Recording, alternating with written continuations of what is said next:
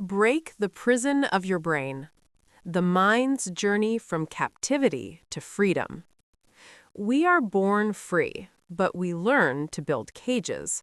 This is the great paradox of the human experience. As children, our minds are vast, boundless oceans of potential. We do not know cannot, we do not understand unworthy. We simply are. But slowly, brick by brick, word by word, experience by experience, we construct a fortress around our consciousness. This book is not merely a collection of ideas, it is a blueprint for demolition. It is written for those who feel the walls closing in, anxiety, stagnation, repetitive cycles of failure, or simply the gnawing sense that you are living a smaller life than the one you were designed for. The concepts within these pages marry ancient wisdom with cutting-edge neuroscience. We will explore how your brain, in its misguided attempt to keep you safe, has kept you small. But more importantly, we will explore how you can use the very same machinery of the mind to engineer your escape. There is a prison more powerful than iron bars, more restrictive than chains, and more silent than solitary confinement. It has no guards you can see, no walls you can touch, and no locks you can break with your hands. This prison lives inside the human mind. Every day, millions of people wake up believing they are free. They walk through cities, scroll through their phones, go to work, speak with friends, and make plans for the future. Yet many of their decisions, fears, doubts, and limitations are not truly their own. They are inherited beliefs, unconscious fears, and invisible patterns that were installed long before they ever questioned them. These patterns form what I call the prison of the brain. From childhood, we are conditioned by parents, schools, culture, religion, media, and society. Much of this conditioning is helpful. It teaches us language, morality, and social behavior. But hidden within it are also limiting beliefs. You are not good enough. People like you don't succeed. Don't take risks. Stay safe. Dream smaller. Over time, these beliefs become mental walls.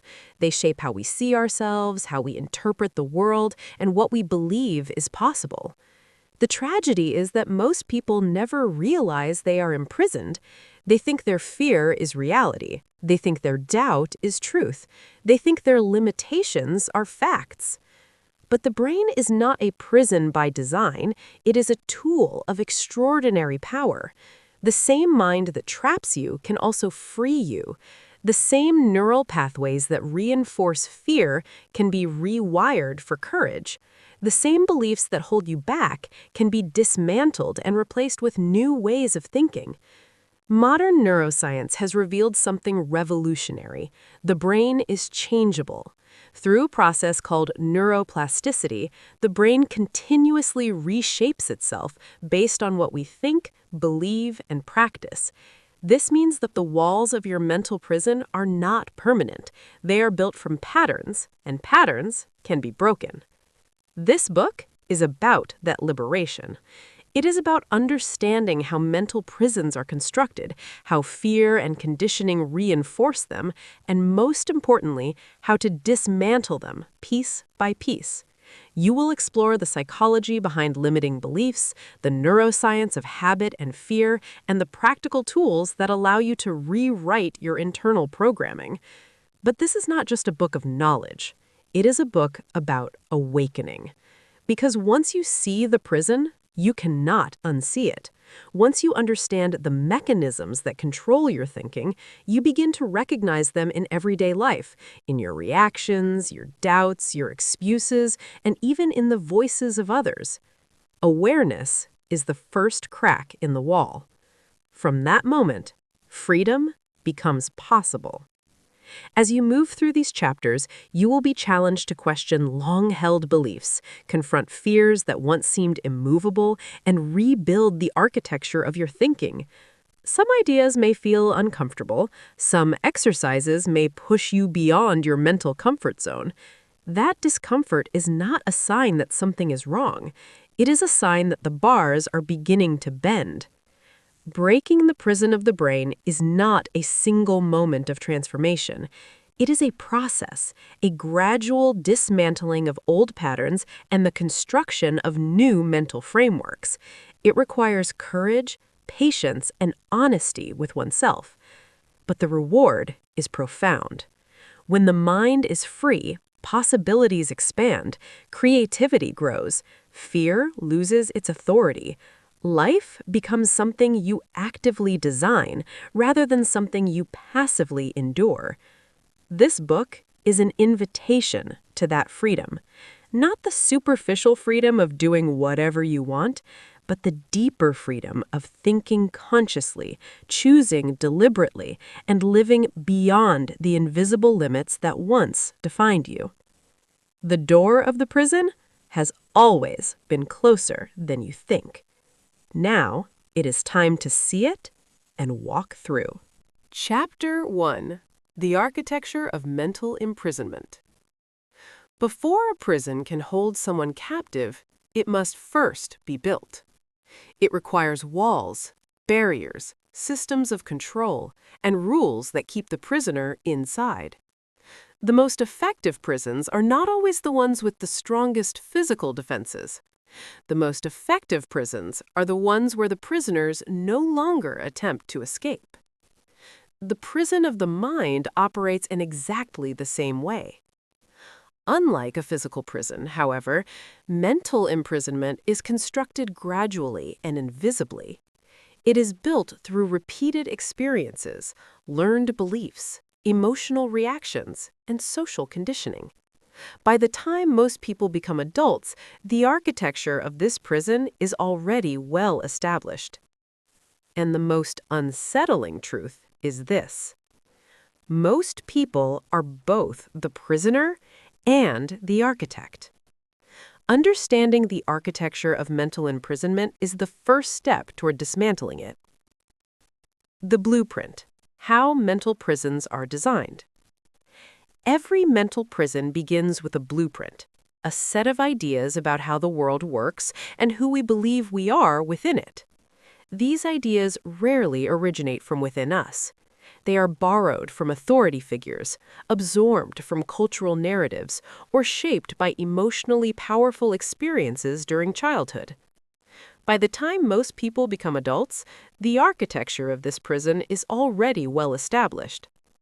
When a child repeatedly hears phrases such as, "Be realistic," "People like us don't become successful," "Don't take risks," "You might fail," these statements begin as external voices. Over time, however, they are internalized. The child grows into an adult who continues repeating the same limitations internally. The blueprint has been installed. Once this internal blueprint exists, the brain begins organizing thoughts and behavior around it. Opportunities are ignored, ambitions are scaled down, risks are avoided.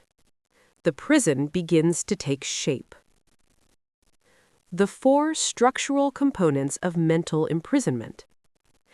Every mental prison contains 4 primary structures that maintain its strength: limiting beliefs, fear-based conditioning, emotional memory, and habitual thought patterns. Together, they form the framework that restricts human potential. Let us examine each one. 1. Limiting beliefs, the walls. Limiting beliefs are the most visible walls of the mental prison. A belief is simply an idea the brain accepts as true. The problem is that the brain does not always distinguish between beliefs that are accurate and those that are merely repeated often enough to feel real. Common limiting beliefs include, "I am not intelligent enough," "I am not lucky," "Success is for other people," "It is too late for me." These statements operate like invisible walls. They prevent people from attempting things that might challenge the belief itself. For example, someone who believes they are bad with money may never try to learn financial skills. Someone who believes they are not creative may never attempt artistic expression. The wall does not physically block them, but the belief does. 2. Fear-based conditioning, the guards. If beliefs are the walls of the prison, fear is the guard that patrols them. Fear evolved as a survival mechanism. It protected our ancestors from predators and dangerous environments. But in the modern world, the brain often activates the same fear responses for social or psychological threats. Fear of rejection, fear of embarrassment, fear of failure, fear of judgment. These fears trigger powerful emotional reactions that discourage people from stepping outside familiar boundaries. A person may dream of starting a business, writing a book, or speaking publicly, but the moment they imagine criticism or failure, the brain signals danger. The guard steps in, and the prisoner retreats back inside the prison. 3.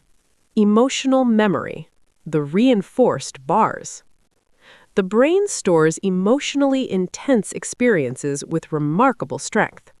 Moments of embarrassment, rejection, or failure can leave deep imprints within the mind.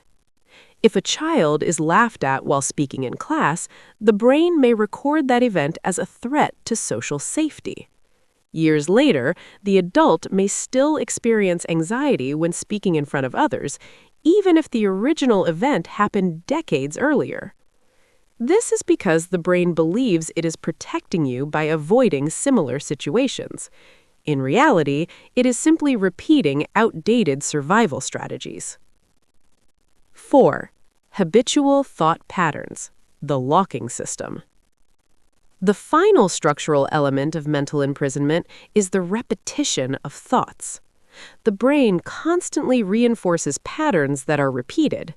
If someone repeatedly thinks, "I always mess things up," "Nothing ever works out for me," "I am unlucky," these thoughts become mental habits. Over time, they form deeply embedded neural pathways that make the thoughts feel automatic and unavoidable. This is the locking system of the prison. Even when opportunities appear, the mind automatically interprets them through the lens of the existing mental framework. The lock clicks into place. The invisible nature of the prison. What makes mental imprisonment so powerful is that it rarely feels like imprisonment. People often assume their beliefs are objective reality. Their fears seem logical. Their habits feel natural. Because the prison is invisible, it is rarely questioned. A person may live their entire life inside the structure without ever realizing that the walls are not permanent. They are simply patterns. And patterns can be changed. The first crack in the walls. Every prison begins to weaken the moment the prisoner becomes aware of it. Awareness disrupts automatic thinking. It allows a person to step back and observe their beliefs rather than simply obey them. When someone asks questions like, "Is this belief actually true? Where did this fear come from? Who taught me to think this way?" the structure begins to tremble. The walls do not collapse immediately, but cracks appear. And once the cracks appear, freedom becomes possible. Reflection exercise. Mapping your mental prison. Before moving forward, take a moment to examine your own mental architecture. Ask yourself, what beliefs about yourself have you accepted without question? What fears repeatedly stop you from taking action? Are there memories that still influence your confidence today? What negative thoughts do you repeat most often? Write them down. Seeing these patterns clearly is the first step toward dismantling them. Because once you understand the architecture of your mental prison, you are no longer just the prisoner. You become the architect of your freedom. Chapter 2. The neuroscience of limiting beliefs. Limiting beliefs often feel like permanent truths about who we are. I'm not smart enough. I'm bad at money. I'm not the kind of person who succeeds. These statements may feel deeply rooted and unquestionable, as if they are part of our identity. But modern neuroscience reveals something surprising. Limiting beliefs are not permanent truths. They are learned neural patterns. They exist because the brain has repeated certain thoughts and emotional reactions so many times that they have become automatic pathways. To break the prison of the mind, we must understand how the brain actually builds and maintains these beliefs. The brain as a pattern-building machine. The human brain is designed to recognize patterns. This ability helped our ancestors survive. Early humans needed to quickly recognize patterns in their environment, identifying predators, finding food, and remembering safe places. But the same pattern recognition system also applies to our thoughts and beliefs. When a thought is repeated frequently, the brain strengthens the neural pathway associated with that thought. Over time, the pathway becomes faster and more automatic. This process follows a simple neurological principle. Neurons that fire together wire together. Each time a belief is repeated, the brain reinforces the connection between neurons involved in that thought.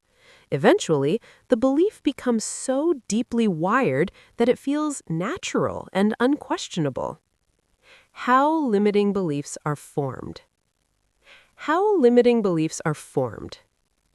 Limiting beliefs often originate during childhood. At that stage of life, the brain is highly impressionable and still learning how the world works. Children rely heavily on authority figures, parents, teachers, and caregivers, to interpret reality. If a child repeatedly hears messages such as, "You're not good at math," "You're too shy," "People like us don't succeed," the brain begins forming neural associations around those statements. When these messages are paired with emotional experiences, such as embarrassment, disappointment, or criticism, the neural connections become even stronger. The brain essentially records the belief as important survival information. The amygdala, fear and emotional tagging. Deep within the brain lies a small structure called the amygdala. Its primary role is to detect threats and trigger emotional responses like fear and anxiety. When a negative experience occurs, such as public embarrassment or harsh criticism, the amygdala becomes highly active. It sends signals that tag the event as emotionally significant. Because of this emotional tagging, the brain stores the memory with extra intensity. Later in life, when a similar situation arises, the amygdala reacts again, even if the threat is no longer real. For example, a child who is laughed at during a classroom presentation may develop a fear of public speaking. As an adult, simply imagining speaking in front of others can trigger anxiety, even though there is no real danger. The brain is trying to protect itself, but in doing so, it reinforces the limiting belief. The prefrontal cortex, the seat of belief and decision.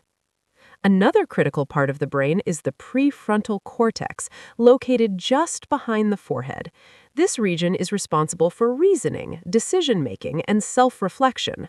When limiting beliefs become deeply ingrained, the prefrontal cortex begins using them as a framework for interpreting reality. In other words, the brain starts filtering experiences through existing beliefs. If someone believes they are not good at business, the brain will unconsciously search for evidence that confirms this belief. A small mistake becomes proof. A failed attempt becomes confirmation. Meanwhile, successes may be dismissed as luck. This phenomenon is known as confirmation bias, the brain's tendency to seek information that supports existing beliefs while ignoring information that contradicts them. The prison reinforces itself. The basal ganglia, automating the belief system. Another part of the brain, called the basal ganglia, plays a major role in habit formation. This region helps automate repeated behaviors and thought patterns so the brain can conserve energy. Once a belief has been repeated enough times, the basal ganglia begins treating it like a habit. Instead of consciously thinking the belief, the brain begins running it automatically in the background. This is why many people experience negative self-talk without realizing it. The thoughts appear instantly, without deliberate effort. The belief has become a mental reflex. Why do limiting beliefs feel so real? If limiting beliefs are merely neural patterns, why do they feel so convincing? Because the brain prefers familiarity over accuracy. The brain's primary goal is not truth, it is efficiency and survival. If a certain belief has been repeated thousands of times, the brain assumes it must be useful. It becomes part of the brain's predictive model of reality. This predictive system constantly attempts to anticipate what will happen next. When new experiences occur, the brain compares them with its existing model. If the experience does not match the model, the brain may reinterpret it to fit the belief. This is why people often remain trapped inside beliefs, even when evidence suggests otherwise. The good news: the brain can change. Although limiting beliefs may feel permanent, neuroscience provides encouraging news. The brain is plastic. This property, known as neuroplasticity, allows neural pathways to change throughout life. New thoughts, new behaviors, and new experiences can gradually weaken old connections while strengthening new ones. When someone repeatedly challenges a limiting belief by taking action, learning new skills, or changing their internal dialogue, the brain begins forming alternative pathways. At first, the new pathway is weak, but with repetition, it grows stronger. Eventually, the new belief can become just as automatic as the old one. The prison walls begin to dissolve. Reflection exercise. Identifying your neural patterns. Take a moment to examine your own beliefs. Write down 3 statements you often say to yourself that begin with, "I'm not the type of person who," "I could never," "I'm just bad at." Now ask yourself, where did this belief originate? Was it a comment from someone else? A childhood experience? A past failure? Understanding the neurological origin of a belief removes some of its power, because when you realize that a belief is simply a pattern formed in the brain, you begin to see something important. Patterns can be rewritten, and the mind that once imprisoned you can become the mind that sets you free. Chapter 3. Fear, the Master Jailer. Every prison has a guard. Someone, or something, that ensures the prisoner does not escape. Within the architecture of the mind, that guard is fear. Fear is the most powerful force maintaining the prison of limiting beliefs. It watches the gates, patrols the walls, and sounds the alarm the moment you attempt to step beyond familiar boundaries. Many people believe their limitations come from lack of ability, lack of intelligence, or lack of opportunity. In reality, far more dreams are stopped by fear than by a lack of talent. Fear whispers quietly but persistently, "Don't try. You might fail. People will judge you. Stay where it's safe." And so the prisoner remains inside the walls. The evolution of fear. Fear is not the enemy by design. In fact, fear is one of the brain's oldest survival systems. For early humans living in dangerous environments, fear played a vital role. It helped them detect threats, react quickly, and stay alive. If a rustling sound came from the bushes, fear triggered a rapid response: fight, flight, or freeze. That response could mean the difference between life and death. This system worked perfectly in a world filled with predators and physical dangers. But the modern world is very different. Today, the threats most people face are rarely physical. They are psychological and social. Fear of rejection, fear of embarrassment, fear of criticism, fear of failure, fear of uncertainty. Yet the brain reacts to these social risks with the same intensity it once used to face predators. Your body cannot easily distinguish between a lion in the wild and an audience watching you speak. Both can trigger the same biological alarm. The fear response. When the brain perceives a threat, it activates a rapid response system designed to protect you. The body releases stress hormones such as adrenaline and cortisol. Heart rate increases, muscles tense, breathing becomes shallow. Your entire system prepares for survival. In genuine danger, this response is incredibly useful. But when the threat is psychological, such as giving a presentation, starting a business, or expressing a bold idea, the fear response becomes a barrier rather than a protector.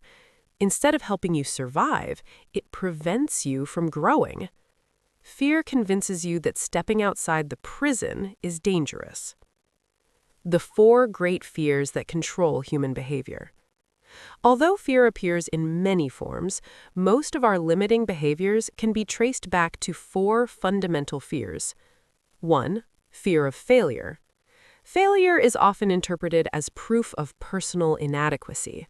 Many people avoid pursuing goals not because success is impossible, but because the possibility of failing feels emotionally painful.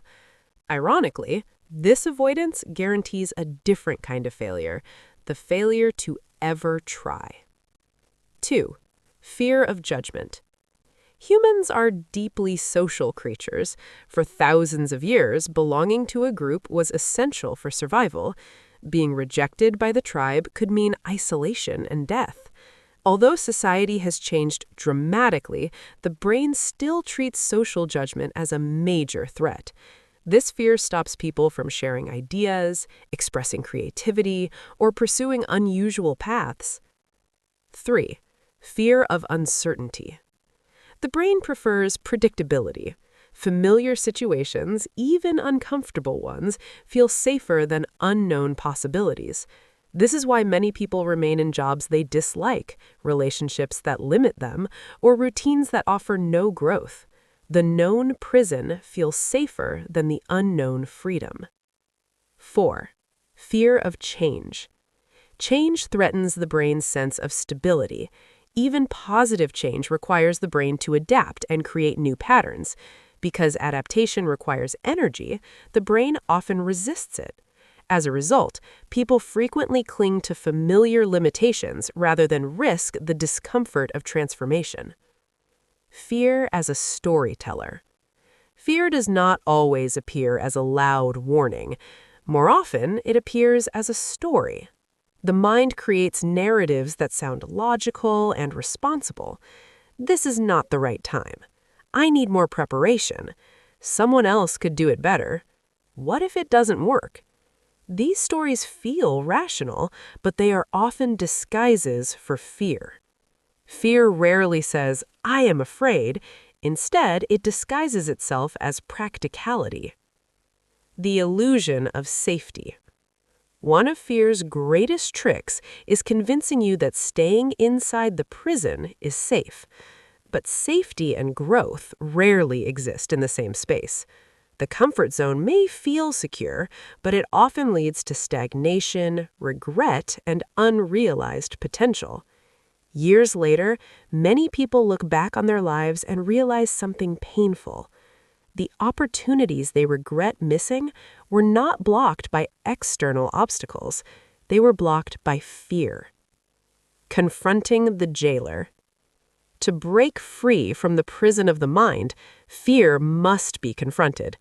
This does not mean eliminating fear entirely. Fear is part of being human, and it will always appear when we approach something unfamiliar.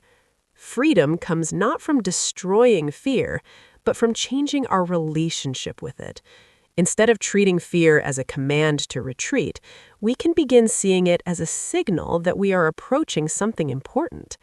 Fear often appears at the exact boundary between who we are and who we could become. When you feel fear before taking action, before speaking up, creating something new, or stepping into uncertainty, it may not mean you should stop. It may mean you are standing at the door of your prison. Reflection exercise. Meeting your fear. Take a moment to consider the fears that influence your life. Ask yourself, what opportunity have I avoided because I was afraid of failing? Where has fear of judgment stopped me from expressing myself? What change have I resisted simply because it felt uncertain? What dream have I postponed because it felt too intimidating? Write down your answers. Recognizing fear is the first step towards weakening its authority, because once you see the jailer clearly, you begin to realize something powerful. The jailer has no real power unless you obey it. Chapter 4. Childhood Conditioning and the Formation of Bars. No one is born inside a mental prison. A newborn mind is open, curious, fearless, and endlessly creative. Children naturally explore the world with wonder. They ask questions without hesitation, imagine impossible possibilities, and attempt things adults often avoid. A child does not yet believe, "I'm not good enough. I can't do that. People like me don't succeed." These beliefs are learned. They are slowly installed through a process known as conditioning, and most of this conditioning occurs during childhood, when the brain is at its most impressionable. It is during these early years that the first bars of the mental prison are quietly formed. The absorbent mind. During childhood, the brain functions like a sponge. Young minds absorb information from their surroundings at an extraordinary rate. They watch, imitate, and internalize the behaviors, attitudes, and beliefs of the adults around them. Children do not yet possess the cognitive filters needed to question what they hear. If a trusted authority figure says something repeatedly, the child's brain often accepts it as truth. Statements such as, "Stop dreaming, that's unrealistic. You're not talented at that. People like us don't become rich," may seem harmless or even practical when spoken by adults.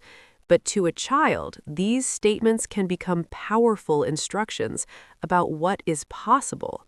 Each repetition strengthens the mental bars. Authority and the power of suggestion. Children naturally view parents, teachers, and caregivers as sources of truth. This trust is essential for learning and survival, but it also means that negative messages carry tremendous influence. If a teacher labels a student as lazy, the student may begin seeing themselves that way. If a parent constantly expresses anxiety about money, the child may internalize the belief that financial success is rare or dangerous. These suggestions become internal voices. Over time, the child grows into an adult who repeats the same messages to themselves even when the original authority figures are no longer present. The bars remain long after the builders are gone. Emotional imprinting. Childhood experiences are especially powerful when they carry strong emotions. Moments of embarrassment, rejection, humiliation, or criticism can leave lasting impressions on the developing brain. Imagine a child who excitedly shares a creative idea but is met with laughter from classmates. In that moment, the brain may associate creativity with social risk. Or consider a child who struggles with mathematics and is told, "You're just not a math person." That single label may quietly follow them for decades. The emotional intensity of these experiences make them memorable. The brain records them as lessons about how the world works, and those lessons become bars in the mental prison. Cultural and social conditioning. Childhood conditioning does not come only from family and school. Society itself plays a powerful role in shaping beliefs. Children absorb messages from media, cultural traditions, social expectations, community attitudes. These messages define what is considered normal, acceptable, or possible. For example, some cultures strongly encourage risk-taking and entrepreneurship, while others emphasize stability and caution. None of these influences are inherently right or wrong, but when certain expectations are repeated often enough, they can quietly limit how individuals perceive their own potential. A person may never attempt something extraordinary simply because they were never exposed to the idea that it was possible. The development of identity. As children grow, they begin constructing a sense of identity. They start answering fundamental questions about themselves. Who am I? What am I good at? Where do I belong? These answers are often based not on objective evidence, but on feedback from the environment. If a child is praised for intelligence, they may develop confidence in their abilities. If they are repeatedly criticized or compared to others, they may form a self-image built around inadequacy. Identity becomes the framework through which the mind interprets experiences. And once an identity forms, the mind tends to protect it, even when it is limiting. When the bars become invisible. The most powerful aspect of childhood conditioning is that it becomes invisible. By adulthood, many people have forgotten the original experiences that shaped their beliefs. The bars feel like part of the natural structure of life. Someone may avoid leadership roles without realizing that a childhood criticism about being too loud still influences their behavior. Another person may fear financial success because they grew up hearing that wealthy people are selfish or dishonest. These beliefs operate silently beneath the surface. The prison does not need constant reinforcement. It simply continues running the programs installed long ago. Breaking the pattern of inherited beliefs. Understanding childhood conditioning does not mean blaming parents, teachers, or society. Most people pass on beliefs unconsciously. They repeat the ideas and fears they themselves inherited. The purpose of this understanding is not to assign blame. It is to reclaim awareness. When you begin recognizing that many of your beliefs were learned rather than chosen, something powerful happens. You realize that you have the ability to question them. And when a belief can be questioned, it can be changed. The bars are no longer permanent. They become removable. Reflection exercise. Tracing the origin. Take a moment to explore the origins of your beliefs. Ask yourself, what messages about success did I hear growing up?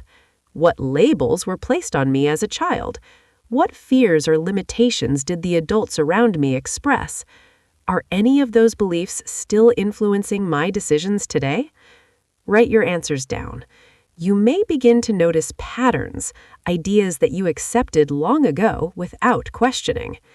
Seeing these patterns clearly is the beginning of freedom, because once you understand where the bars came from, you gain the power to decide whether they still belong in your life. Chapter 5. The Language of Self-Sabotage.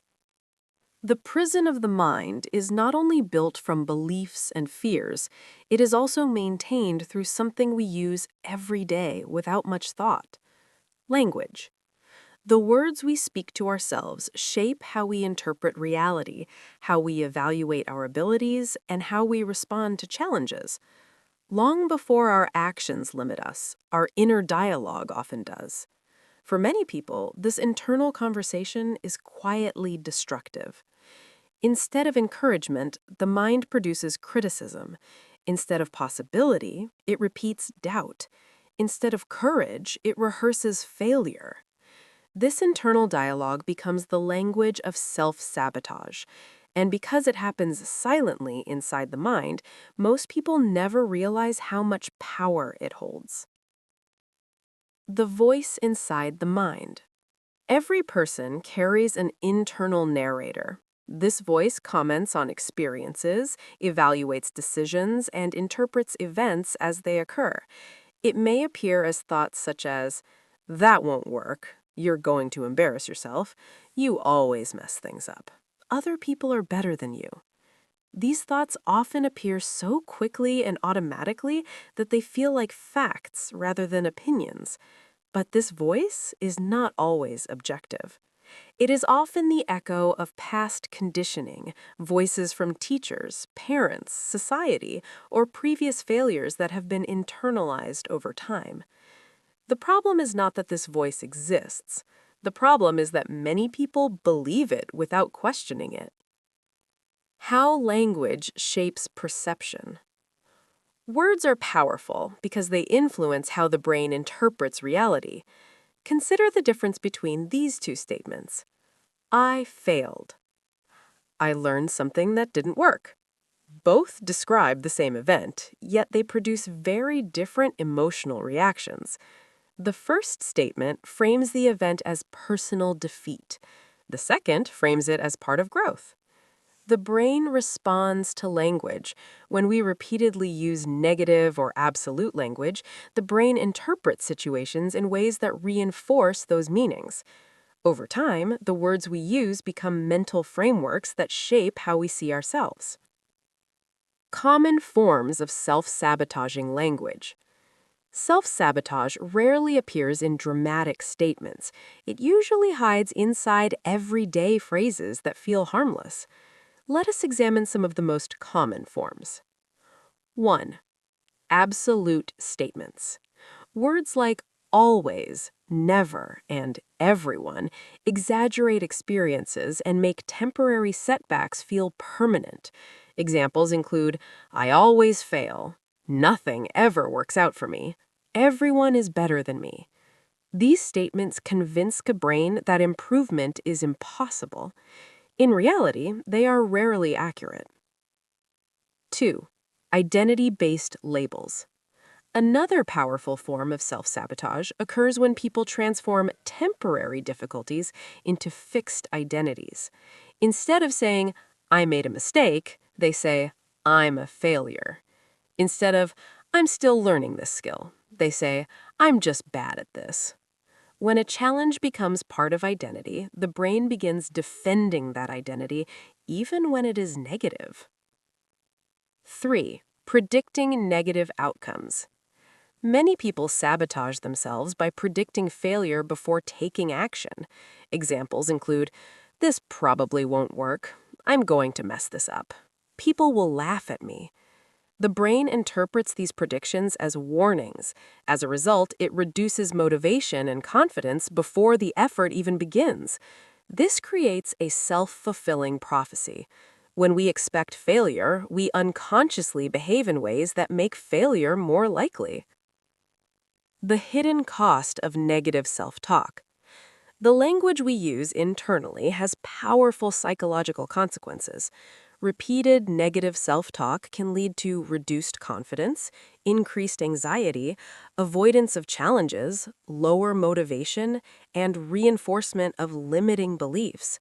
Each negative statement strengthens the neural pathways associated with doubt and insecurity. The prison walls grow stronger, not because of external forces, but because of the words repeated within the mind. Becoming aware of the inner dialogue. The first step towards changing self-sabotaging language is awareness. Most people have never stopped to observe the tone of their internal conversation. Take a moment to listen to the voice in your mind during moments of difficulty. Is it supportive? Or is it critical and discouraging? Once you begin noticing the patterns, you may realize that some of your harshest criticism doesn't come from the outside world. It comes from within. And unlike the voices of the past, this one is under your control. Rewriting the language of the mind. Changing internal language doesn't mean pretending that challenges don't exist.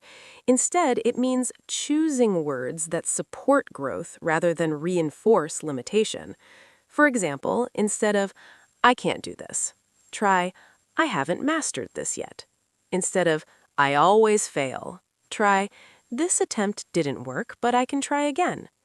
This subtle shift changes the brain's interpretation of the situation. The mind begins seeing obstacles as temporary rather than permanent, and when obstacles feel temporary, persistence becomes possible. Reflection exercise. Listening to your inner voice. For the next day, pay close attention to the language you use when speaking to yourself. Write down moments when you notice thoughts such as, I can't, I'm not good enough, this will never work. Once you identify these patterns, ask yourself, is this statement actually true, or is it simply a habit of thinking? Then, rewrite the statement in a way that encourages growth. For example, I'm terrible at this, to I'm still developing this skill. Small changes in language can produce powerful changes in perception, because the words you repeat inside your mind are not just descriptions of reality, they are instructions that shape it. Chapter 5. The Language of Self-Sabotage. The prison of the mind is not only built from beliefs and fears, it is also maintained through something we use every day without much thought: language. The words we speak to ourselves shape how we interpret reality, how we evaluate our abilities, and how we respond to challenges. Long before our actions limit us, our inner dialogue often does. For many people, this internal conversation is quietly destructive. Instead of encouragement, the mind produces criticism. Instead of possibility, it repeats doubt. Instead of courage, it rehearses failure. This internal dialogue becomes the language of self-sabotage. And because it happens silently inside the mind, most people never realize how much power it holds. The voice inside the mind. Every person carries an internal narrator. This voice comments on experiences, evaluates decisions, and interprets events as they occur. It may appear as thoughts such as, that won't work, you're going to embarrass yourself, you always mess things up, other people are better than you. These thoughts often appear so quickly and automatically that they feel like facts rather than opinions. But this voice is not always objective. It is often the echo of past conditioning, voices from teachers, parents, society, or previous failures that have been internalized over time. The problem is not that this voice exists. The problem is that many people believe it without questioning it. How language shapes perception. Words are powerful because they influence how the brain interprets reality. Consider the difference between these two statements. I failed. I learned something that didn't work. Both describe the same event, yet they produce very different emotional reactions. The first statement frames the event as personal defeat. The second frames it as part of growth. The brain responds to language. When we repeatedly use negative or absolute language, the brain interprets situations in ways that reinforce those meanings. Over time, the words we use become mental frameworks that shape how we see ourselves. Common forms of self-sabotaging language. Self-sabotage rarely appears in dramatic statements. It usually hides inside everyday phrases that feel harmless. Let us examine some of the most common forms. 1. Absolute statements.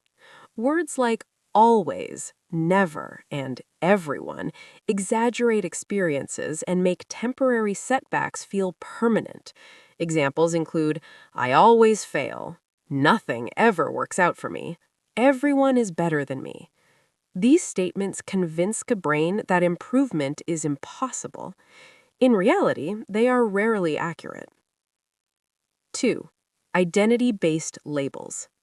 Another powerful form of self-sabotage occurs when people transform temporary difficulties into fixed identities.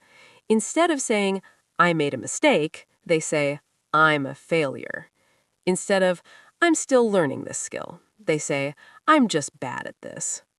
When a challenge becomes part of identity, the brain begins defending that identity even when it is negative. 3. Predicting negative outcomes. Many people sabotage themselves by predicting failure before taking action. Examples include, "This probably won't work. I'm going to mess this up. People will laugh at me." The brain interprets these predictions as warnings. As a result, it reduces motivation and confidence before the effort even begins. This creates a self-fulfilling prophecy. When we expect failure, we unconsciously behave in ways that make failure more likely.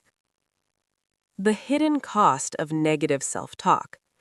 The language we use internally has powerful psychological consequences. Repeated negative self-talk can lead to reduced confidence, increased anxiety, avoidance of challenges, lower motivation, and reinforcement of limiting beliefs. Each negative statement strengthens the neural pathways associated with doubt and insecurity. The prison walls grow stronger, not because of external forces, but because of the words repeated within the mind. Becoming aware of the inner dialogue. The first step towards changing self-sabotaging language is awareness. Most people have never stopped to observe the tone of their internal conversation. Take a moment to listen to the voice in your mind during moments of difficulty. Is it supportive? Or is it critical and discouraging? Once you begin noticing the patterns, you may realize that some of your harshest criticism doesn't come from the outside world, it comes from within. And unlike the voices of the past, this one is under your control. Rewriting the language of the mind. Changing internal language doesn't mean pretending that challenges don't exist. Instead, it means choosing words that support growth rather than reinforce limitation. For example, instead of, "I can't do this," try, "I haven't mastered this yet." Instead of, "I always fail," try, "This attempt didn't work, but I can try again." This subtle shift changes the brain's interpretation of the situation. The mind begins seeing obstacles as temporary rather than permanent, and when obstacles feel temporary, persistence becomes possible. Reflection exercise. Listening to your inner voice. For the next day, pay close attention to the language you use when speaking to yourself. Write down moments when you notice thoughts such as, "I can't," "I'm not good enough," "This will never work." Once you identify these patterns, ask yourself, is this statement actually true, or is it simply a habit of thinking? Then, rewrite the statement in a way that encourages growth. For example, "I'm terrible at this," to "I'm still developing this skill." Small changes in language can produce powerful changes in perception, because the words you repeat inside your mind are not just descriptions of reality. They are instructions that shape it. Chapter 6. Breaking free from the victim mindset. One of the strongest chains inside the mental prison is not fear, childhood conditioning, or even limiting beliefs. It is the victim mindset. The victim mindset convinces people that their lives are controlled entirely by external forces, circumstances, other people, luck, the economy, or the past. When someone adopts this perspective, they begin to see themselves as powerless. Life becomes something that happens to them, rather than something they actively shape. At first, this mindset may feel comforting. If everything is outside your control, then you are not responsible for the outcome.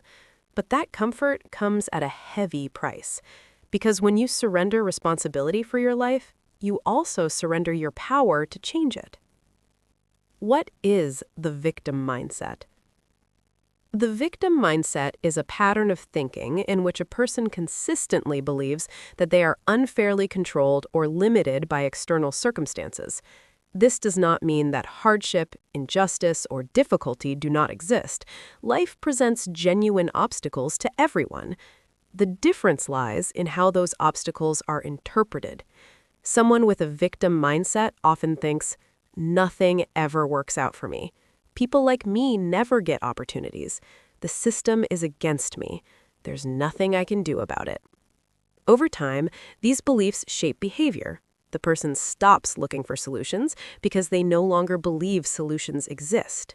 The prison door may be open, but the prisoner has stopped trying to walk through it.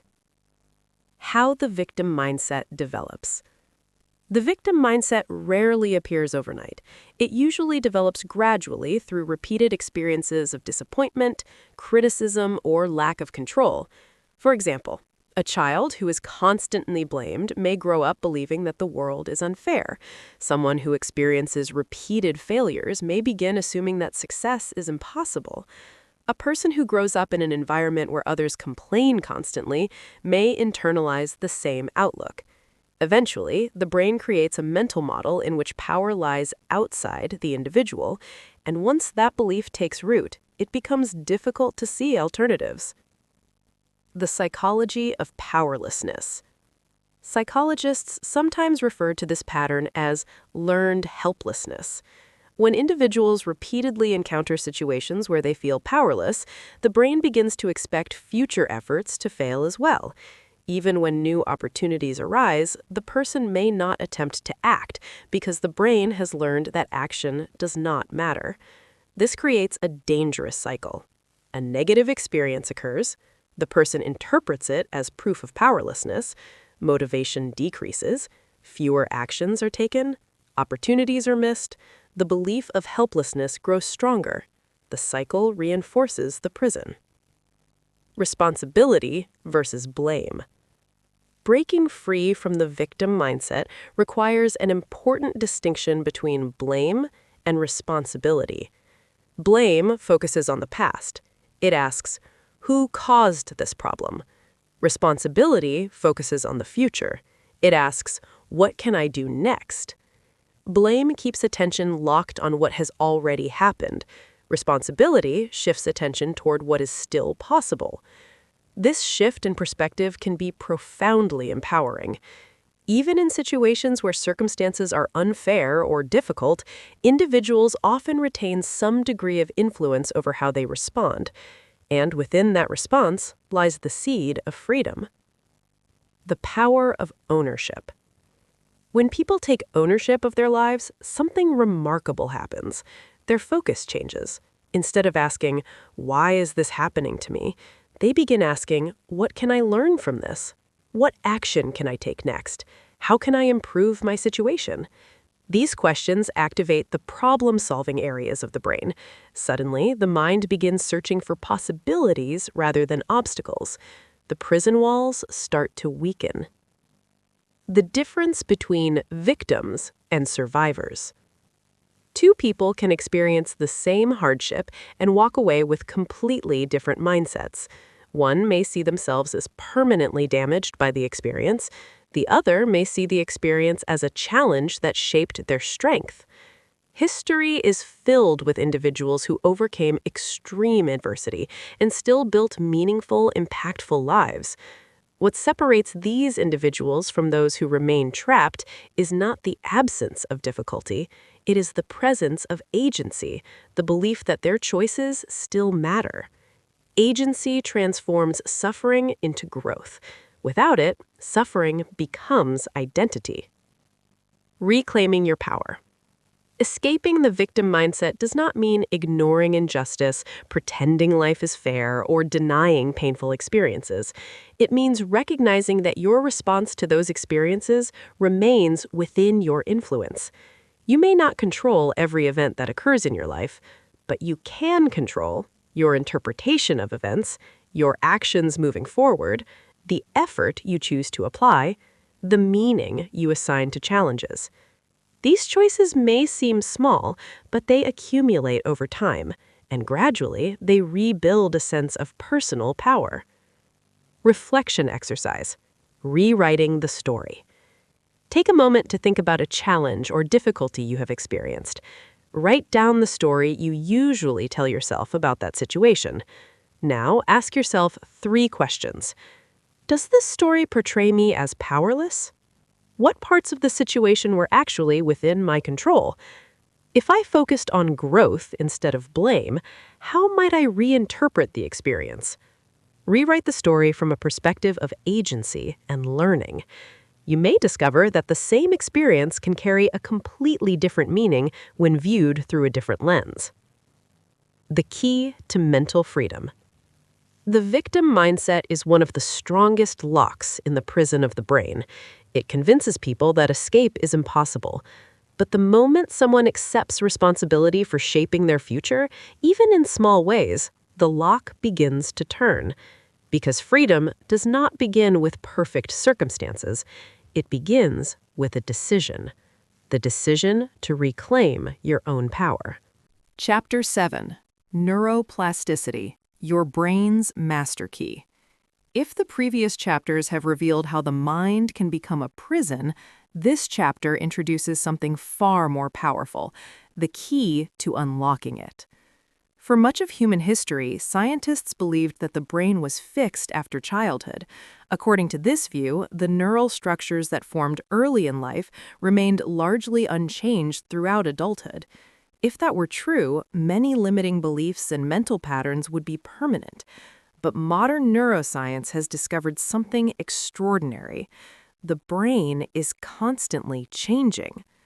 This ability of the brain to reorganize, adapt, and form new neural connections is known as neuroplasticity. Neuroplasticity is the biological mechanism that makes personal transformation possible. It allows the mind to replace old patterns with new ones, weaken limiting beliefs, and build entirely new ways of thinking.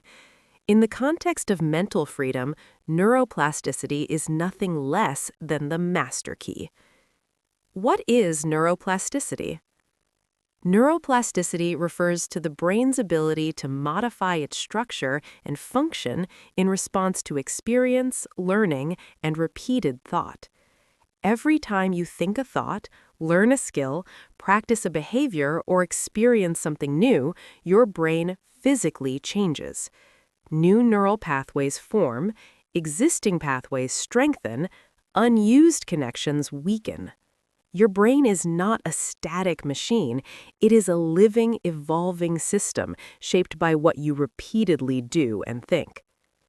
How neural pathways are built. To understand neuroplasticity, imagine the brain as a vast landscape. Each thought or behavior is like walking across a field. The first time you walk across the grass, the path is barely visible, but if you walk the same route repeatedly, the grass becomes flattened and a clear trail forms. Neural pathways work in a similar way. When certain thoughts are repeated, such as, "I'm not good enough," or "I can't do this," the brain strengthens the neural circuits associated with those thoughts. Eventually, the pathway becomes the brain's default route. This is why limiting beliefs can feel automatic. But the same process works in reverse. New pathways can be created by repeatedly practicing different thoughts and behaviors. Over time, the new route becomes easier to follow than the old one. Weakening old patterns.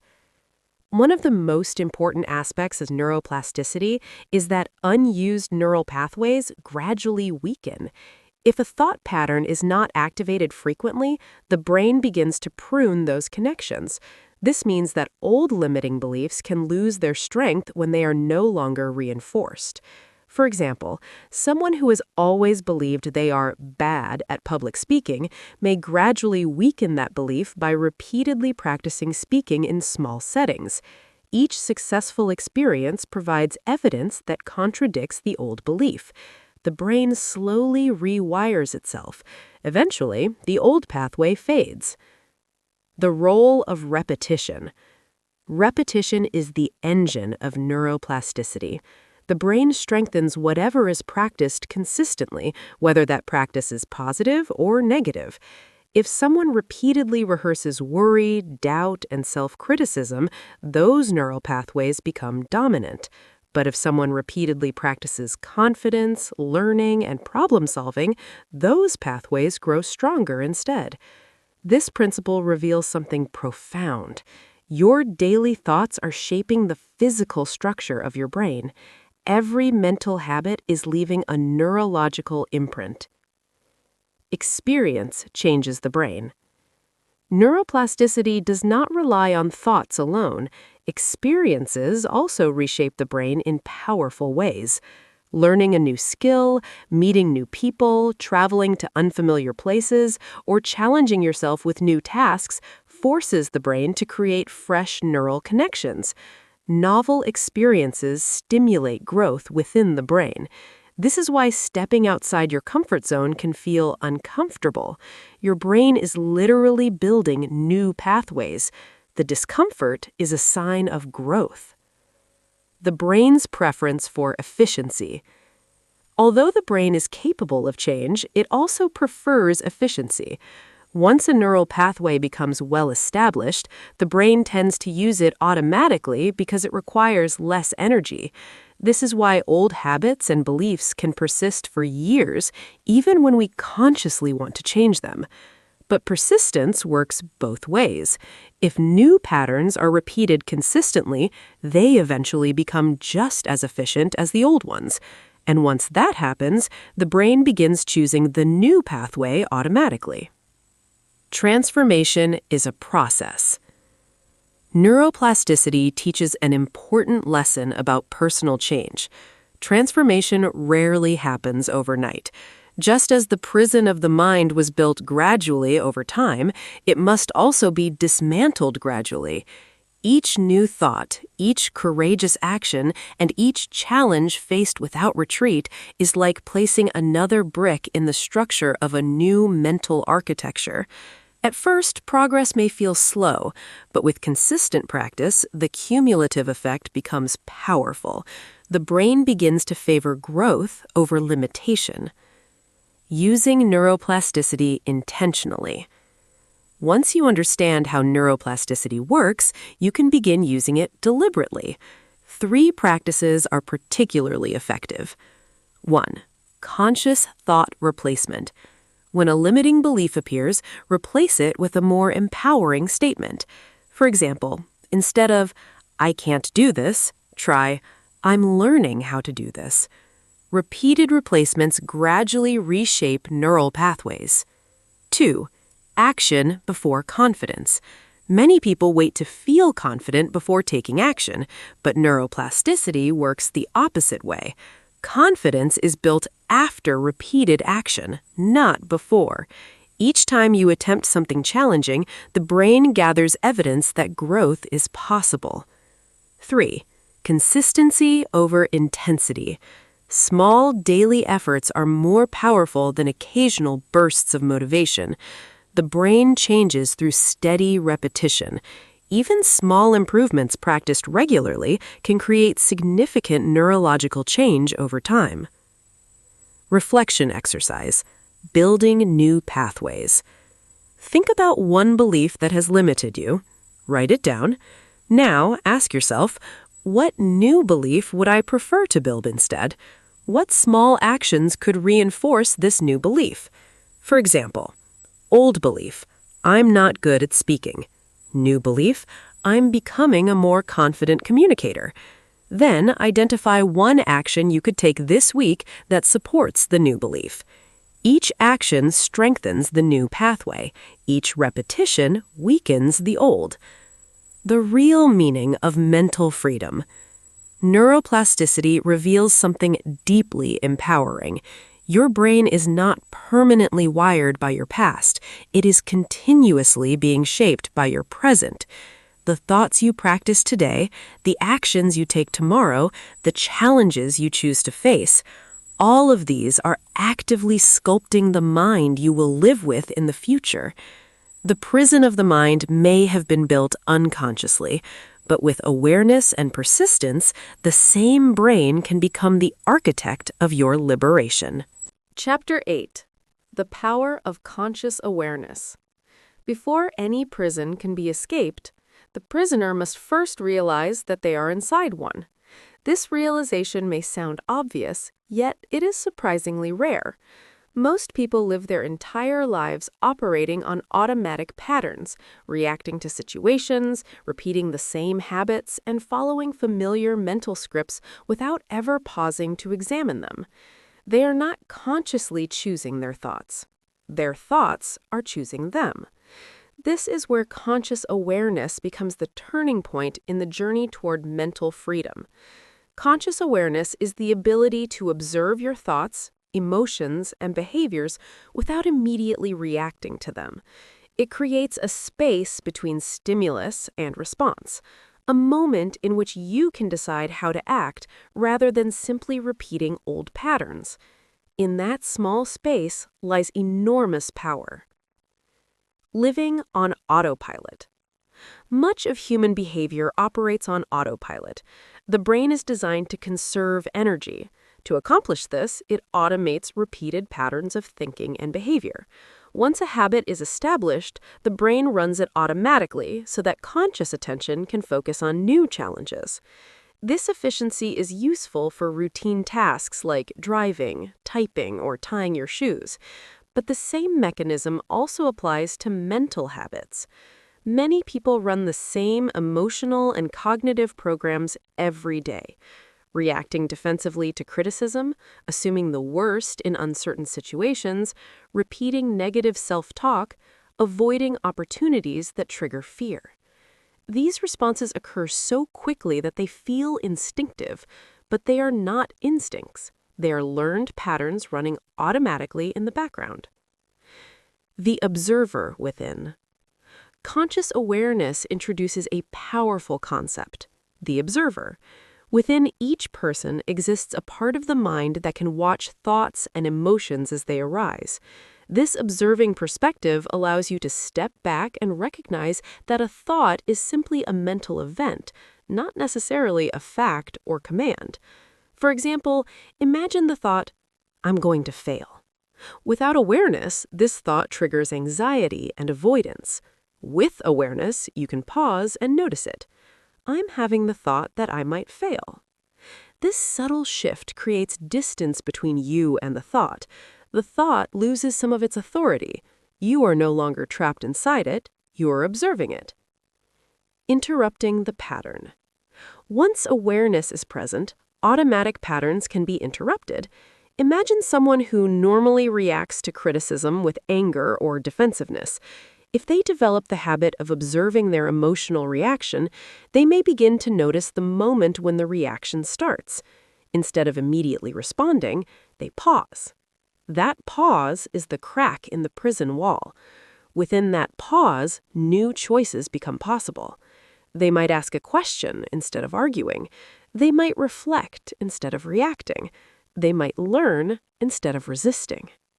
Awareness turns unconscious reactions into conscious decisions. The role of attention. Where your attention goes, your mental energy follows. If attention constantly focuses on problems, fears, and limitations, the brain strengthens those patterns.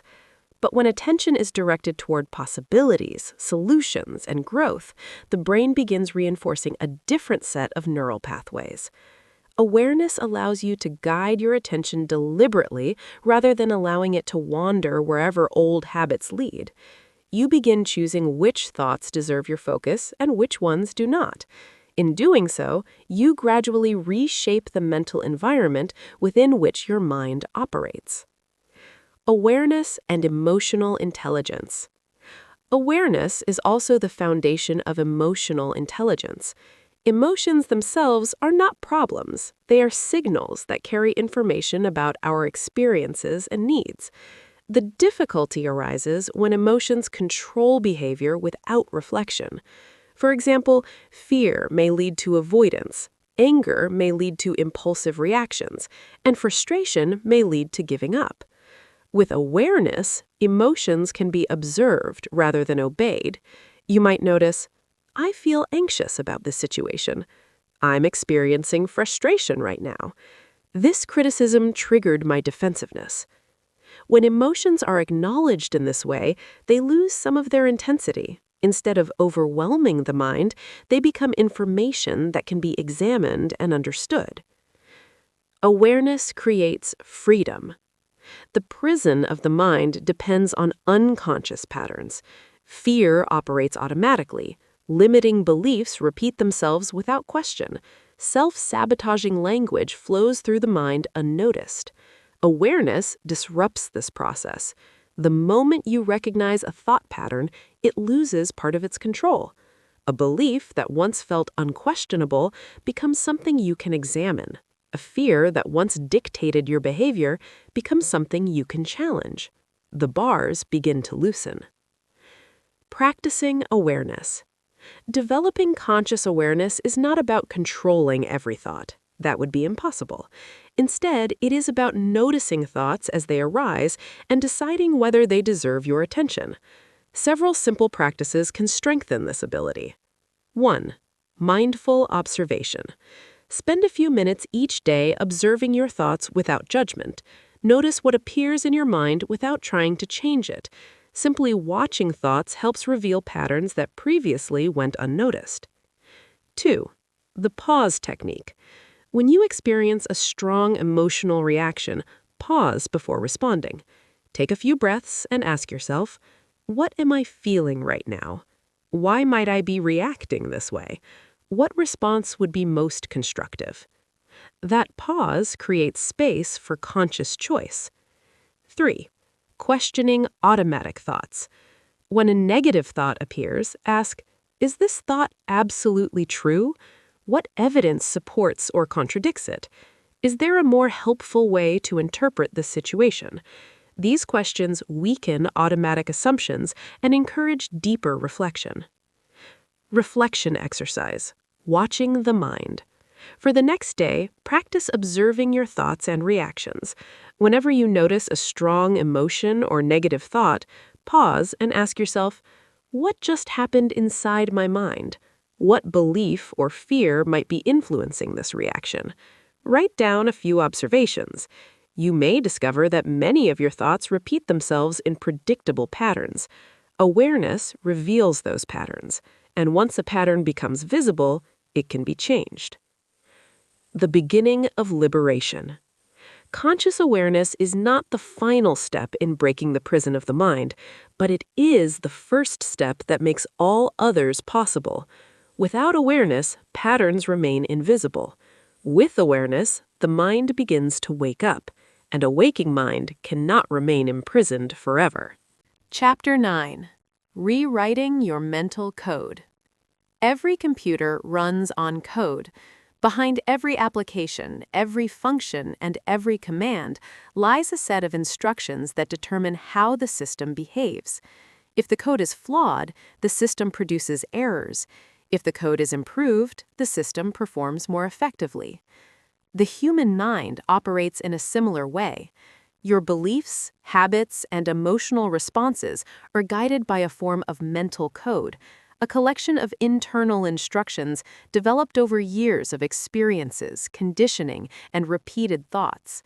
This mental code determines how you interpret challenges, how you respond to opportunities, and how you see yourself in relation to the world. But unlike a computer program written once and permanently fixed, the human mind possesses something extraordinary. Its code can be rewritten. Understanding how to rewrite that code is one of the most powerful tools for escaping the prison of limiting beliefs. Identifying the old program. Before rewriting any code, the existing program must first be examined. Most people run mental scripts they never consciously chose. These scripts were installed during childhood, reinforced by experience, and repeated through years of habit. Examples of these mental programs include, I'm not capable of success. I should avoid risks. If I try something new, I will probably fail. Other people are naturally better than me. These programs influence decisions silently. They determine which opportunities are pursued and which are ignored. They shape the boundaries of what a person believes is possible. The first step in rewriting your mental code is recognizing the programs that are already running. The power of belief updating. Beliefs are not static truths. They are interpretations based on past evidence. The brain constantly updates its models of the world based on new experiences. However, when a belief becomes deeply ingrained, the brain may resist updating it, even when new evidence appears. For example, someone who believes they are bad at leadership may ignore moments when they successfully guide others or solve problems effectively. This happens because the brain seeks consistency.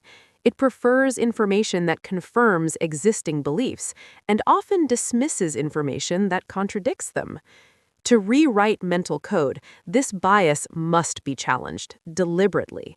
You must actively look for evidence that contradicts your limiting beliefs. Every piece of new evidence weakens the old program.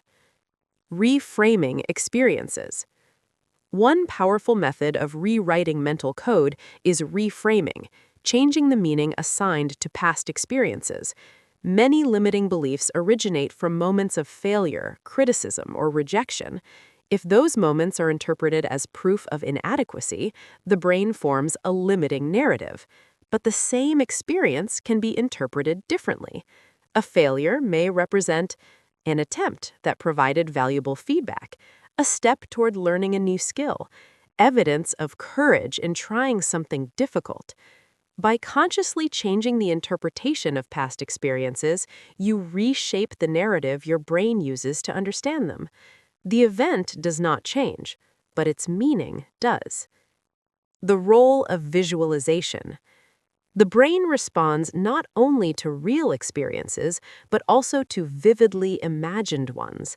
When you mentally rehearse an action, such as delivering a presentation, achieving a goal, or solving a challenge, the brain activates many of the same neural circuits used during the real experience. This process helps prepare the brain for future actions. Visualization can therefore be used to reinforce new mental programs. When you repeatedly imagine yourself acting with confidence, solving problems effectively, or overcoming obstacles, you strengthen the neural pathways associated with those behaviors. Your mind becomes more familiar with success, and familiarity reduces fear. Replacing limiting scripts. Another powerful strategy for rewriting mental code involves replacing negative internal scripts with more constructive ones. Consider the difference between these statements. Old script: I can't handle difficult situations. New script: I'm learning how to handle challenges more effectively. Old script: I always fail. New script: every attempt helps me improve. These new statements are not empty optimism, they are deliberate mental instructions that encourage the brain to build different neural pathways. When repeated consistently, they begin influencing how the brain interprets future experiences. The importance of action. Rewriting mental code cannot occur through thinking alone. The brain learns most powerfully through action. When you behave in ways that contradict a limiting belief, the brain receives new evidence. For example, if someone believes they are not capable of leadership but volunteers to lead a small project, the experience challenges the belief. If someone fears public speaking but practices speaking in front of a small group, the brain learns that the situation is survivable. Each action sends a signal to the brain. The old program may not be accurate. Over time, repeated action forces the brain to update its internal model. Consistency creates transformation. Changing mental code is similar to rewriting a long-established program. At first, the new instructions may feel unfamiliar or unnatural. The old patterns may still appear frequently. This is normal. The brain tends to return to familiar pathways until new ones become stronger. Consistency is what ultimately determines which pathways dominate. Every time you challenge a limiting belief, every time you reframe a negative experience, every time you take action despite fear, you are adding new lines to your mental code. Gradually, the system begins to operate differently. Reflection exercise. Writing your new program. Take a moment to identify one belief that has limited your growth. Write it down. Next, ask yourself, what belief would better support the person I want to become? Write the new belief clearly. Then, identify 3 small actions you could take this week that reinforce this new belief. For example, old belief, I'm not confident speaking in public. New belief, I'm developing strong communication skills. Possible actions, share an idea during a meeting. Practice explaining a concept to a friend. Record yourself speaking and review the video. Each action strengthens the new program. Each repetition rewires the brain. The architect of your mind. Your mental code was not written in a single moment. It developed gradually through years of experience and repetition, but that same process allows it to be rewritten. You may not control the events that shaped your past, but you can control the instructions guiding your future. And when you consciously rewrite those instructions, you step into a powerful role. You become the architect of your own mind. Chapter 10. Dismantling Fear Through Exposure. Fear thrives in darkness. When something remains unknown, unfamiliar, or avoided, the mind often imagines it to be far more dangerous than it truly is. The less we face our fears, the more powerful they become. Avoidance strengthens fear. Exposure weakens it. One of the most effective ways to dismantle fear, the master jailer of the mental prison, is through gradual, repeated exposure to the things we fear. By confronting fear in controlled and manageable steps, the brain begins to learn an important lesson. The danger it predicted is not as real as it believed. The avoidance trap. Fear often creates a cycle of avoidance. Imagine someone who experiences anxiety while speaking in front of others. The discomfort leads them to avoid situations where public speaking might occur. At first, this avoidance brings relief. The anxiety disappears because the feared situation never happens. But this relief is temporary. Each time the person avoids the situation, the brain receives a message. That situation must be dangerous. As a result, the fear grows stronger. The prison walls become thicker. Over time, the person may avoid more and more situations, meetings, presentations, conversations with strangers, until their world becomes increasingly restricted. This is the avoidance trap. How exposure changes the brain. Exposure works by gently challenging the brain's predictions. When someone repeatedly enters a situation they once feared and discovers that the catastrophic outcomes do not occur, the brain begins to update its internal model of reality. At first, the fear response may still activate. The heart may race, the mind may anticipate danger. But with repeated exposure, something remarkable happens. The brain learns that the situation is manageable. Gradually, the intensity of the fear response decreases. What once triggered panic may eventually produce only mild nervousness, or none at all. The jailer begins to lose authority. The science of habituation. Exposure works because of a process called habituation. Habituation occurs when the brain becomes accustomed to a stimulus after repeated exposure. When the same situation occurs many times without negative consequences, the brain stops treating it as a threat. For example, the first time someone speaks in front of a large audience, their anxiety may feel overwhelming. The 10th time, the anxiety may still exist but be more manageable. The 100th time, the experience may feel almost routine. The situation itself has not changed, but the brain's interpretation of it has. Gradual exposure. Small steps toward freedom. Effective exposure does not require confronting the most frightening situation immediately. In fact, sudden, overwhelming exposure can reinforce fear rather than reduce it. A more effective strategy is gradual exposure. This involves breaking a feared challenge into smaller steps and approaching them progressively. For example, someone who fears public speaking might follow a sequence like this. Practice speaking alone in front of a mirror. record themselves speaking and watch the video, speak in front of a trusted friend, share an idea in a small group discussion, deliver a short talk to a small audience, present confidently to a larger group. Each step builds confidence and reduces anxiety. The brain slowly learns that the feared situation is survivable and often far less threatening than imagined. Courage is built through action. Many people believe they must eliminate fear before taking action. In reality, courage works in the opposite direction. Courage is not the absence of fear. Courage is the decision to act despite fear. Each time someone moves forward while feeling afraid, they send a powerful signal to their brain. Fear does not control my behavior. Over time, this repeated message reshapes the brain's response to future challenges. Fear may still appear, but it no longer determines the outcome. Redefining discomfort. One of the greatest obstacles to exposure is the belief that discomfort must be avoided, but discomfort is often a sign that growth is occurring. When you step outside your comfort zone, the brain is forced to adapt. New neural pathways form, and the boundaries of what feels normal begin to expand.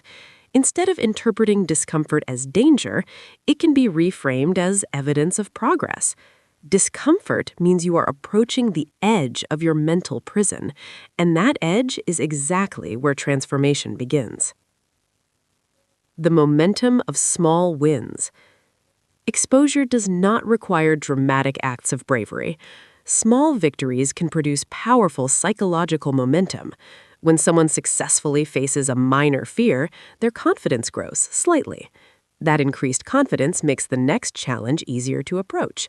This process creates a chain reaction. Small actions lead to larger actions.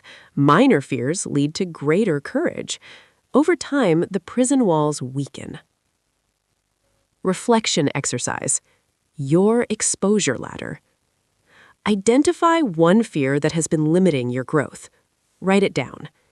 Next, create a ladder of exposure, a series of steps that gradually move you closer to confronting the fear. Start with the smallest step that feels slightly uncomfortable but manageable. For example, fear, speaking in public. Possible exposure ladder, practice speaking alone when you are alone. Share an idea during a conversation with a friend. Speak up briefly in a group meeting. Deliver a short talk to a small audience. Present confidently to a larger group. Commit to taking the first step, then the next. Each step weakens the power fear once held over you. Freedom through confrontation. The mind's prison is strengthened by avoidance and weakened by action. Fear convinces you that stepping outside the walls will lead to disaster. Exposure reveals the truth. Most fears are exaggerated predictions rather than genuine threats. When you repeatedly face them, the brain learns something essential. You are more capable than fear suggested, and once the jailer realizes you are no longer obeying its commands, the prison begins to fall apart. Chapter 11. Building New Neural Pathways. Breaking free from the prison of limiting beliefs is not only about removing old mental structures, it is also about building new ones. If a person simply tries to eliminate fear, doubt, or negative thinking without replacing those patterns, the mind often returns to familiar habits. The brain prefers established routes. This is why transformation requires more than awareness or insight. It requires the deliberate creation of new neural pathways. These pathways become the roads along which new habits, new beliefs, and new behaviors travel. Over time, they form the foundation of a new mental architecture, one that supports growth rather than limitation. The brain's preference for familiar routes. Imagine the brain as a network of roads. Some roads are small and rarely used. Others are wide highways that have been traveled thousands of times. Limiting beliefs often exist on these well-established highways.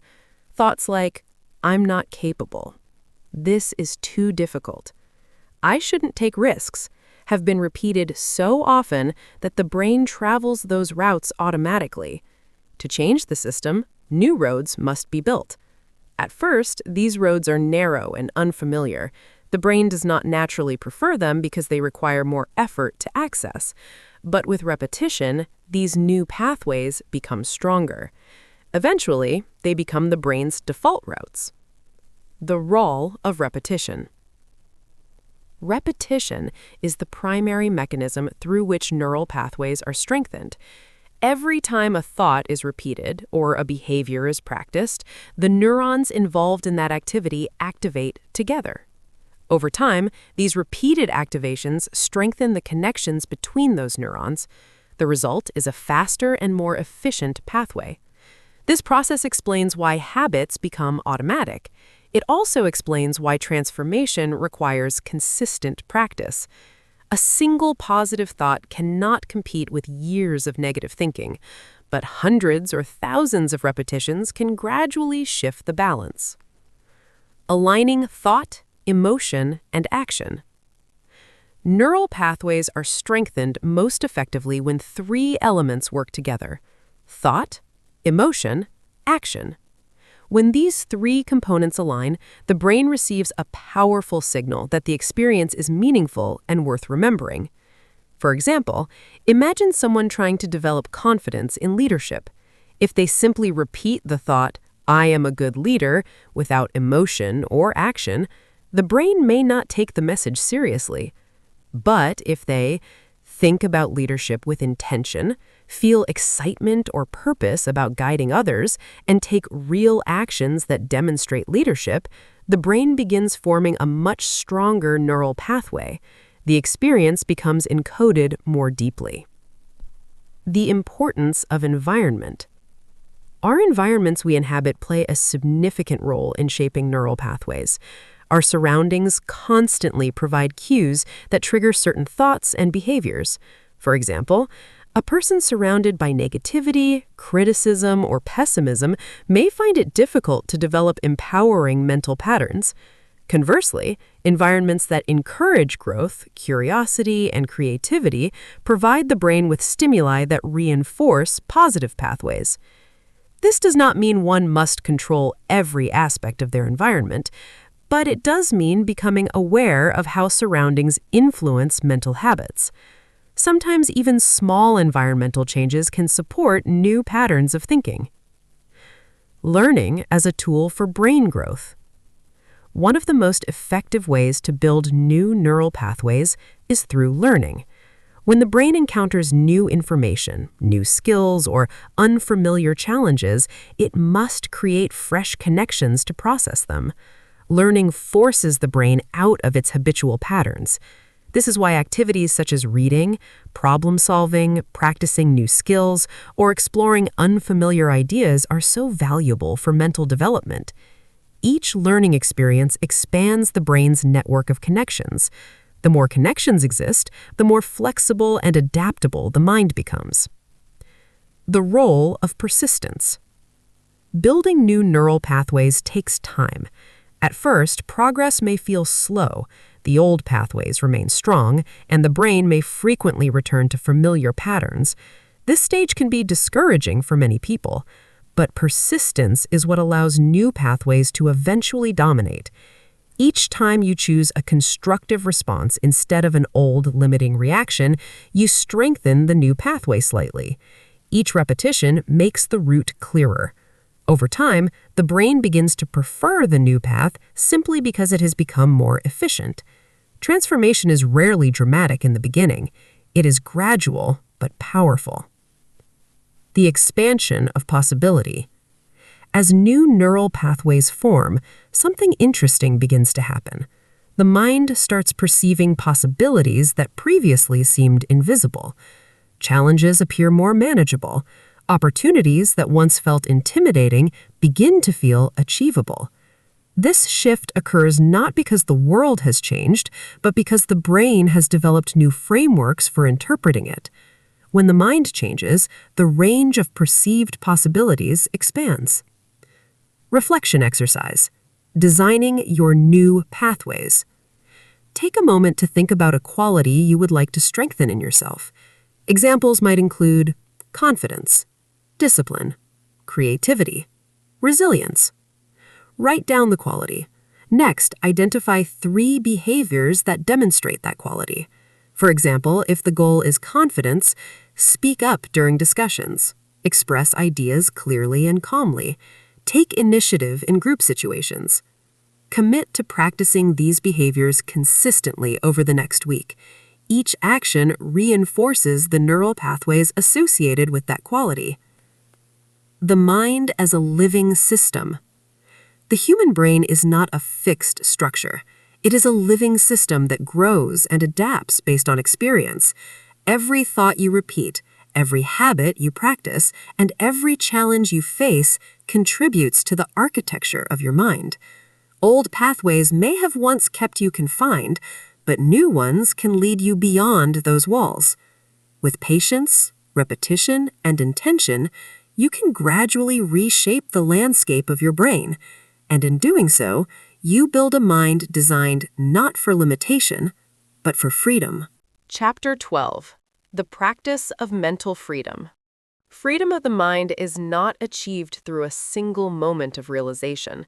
It is not the result of reading one book, hearing one inspiring idea, or experiencing one powerful breakthrough. Mental freedom is a practice. Just as physical strength requires consistent exercise, mental freedom requires daily habits that reinforce awareness, resilience, and intentional thinking. The prison of the mind was built through years of repeated patterns. To dismantle it permanently, new patterns must be practiced consistently. Freedom is not an event. It is a discipline. Freedom as a daily choice. Every day presents moments where old patterns attempt to reassert themselves. Fear may encourage avoidance. Limiting beliefs may whisper doubt. Automatic reactions may attempt to take control. In those moments, mental freedom becomes a choice. The choice to pause before reacting. The choice to question a limiting thought. The choice to take action despite discomfort. These choices may seem small in isolation, but over time they accumulate into powerful changes in behavior and mindset. Freedom grows through repetition.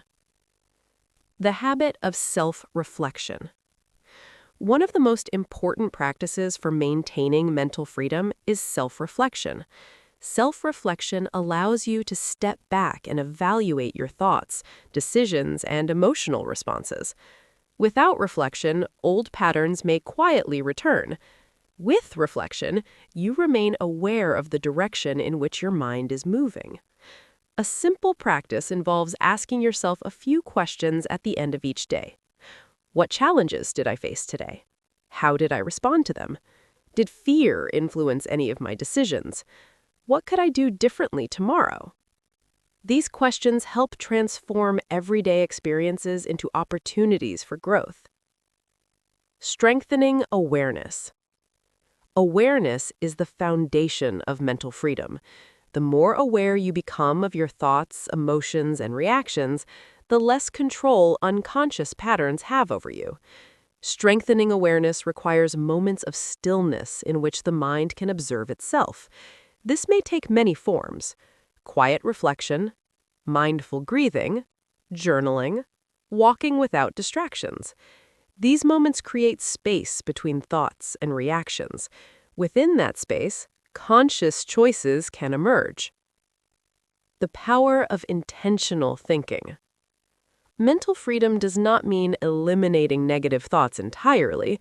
Thoughts arise naturally, often without invitation. The key is learning how to respond to them. Intentional thinking involves choosing which thoughts deserve attention and which should be allowed to pass.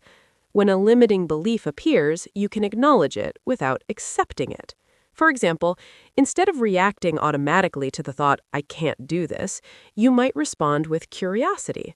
Why do I believe this? Is there evidence that challenges this belief?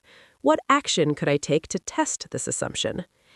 Intentional thinking transforms the mind from a passive receiver of thoughts into an active participant in shaping them. The importance of emotional regulation. Emotions play a powerful role in mental freedom. Strong emotions can easily override rational thinking if they are not recognized and managed. Practicing emotional regulation involves learning to experience emotions without being overwhelmed by them. When an intense emotion appears, such as anger, fear, or frustration, it can help to pause and observe it. Notice the sensation in your body. Name the emotion clearly. Allow it to exist without immediate reaction. This process reduces the intensity of the emotion and restores the ability to respond thoughtfully. Building resilience through challenge. Mental freedom grows stronger when it is tested. Avoiding all challenges may create temporary comfort, but it weakens resilience. Each challenge faced with courage strengthens the mind's ability to handle future difficulties. When obstacles arise, they can be reframed as opportunities to practice mental freedom. Instead of asking, "Why is this happening to me?" you might ask, "What can this situation teach me?" This shift in perspective transforms adversity into training. Every difficulty becomes an exercise in strengthening the mind. Creating supportive habits. Habits form the structure of daily life. When habits support growth, mental freedom becomes easier to maintain. Examples of supportive habits include setting aside time for reflection, learning new skills regularly, maintaining physical health through movement and rest, surrounding yourself with people who encourage growth, limiting exposure to negativity and distractions. These habits reinforce the mental environment needed for freedom to flourish. Living with intention. Ultimately, mental freedom allows a person to live with greater intention. Instead of reacting automatically to circumstances, you begin making choices based on values, goals, and purpose. You decide how to spend your time. You choose how to respond to challenges. You direct your attention toward what matters most. Life becomes less about escaping limitations and more about actively shaping the direction of your journey. Reflection exercise. Your daily freedom practice. Design a simple daily practice that supports your mental freedom. Consider including activities such as 5 minutes of quiet reflection each morning, writing down one limiting belief you challenge each day, taking one small action that pushes you outside your comfort zone, reflecting on lessons learned before going to sleep. Write down your practice and commit to it for the next 7 days. Notice how your awareness and confidence begin to grow. Freedom is maintained through practice. Breaking free from the prison of the mind is not a one-time escape. Old patterns may occasionally attempt to return. Fear may still appear. Doubt may still whisper. But through daily practice, you develop the ability to recognize these patterns and choose differently. Freedom becomes not just a destination, but a way of living.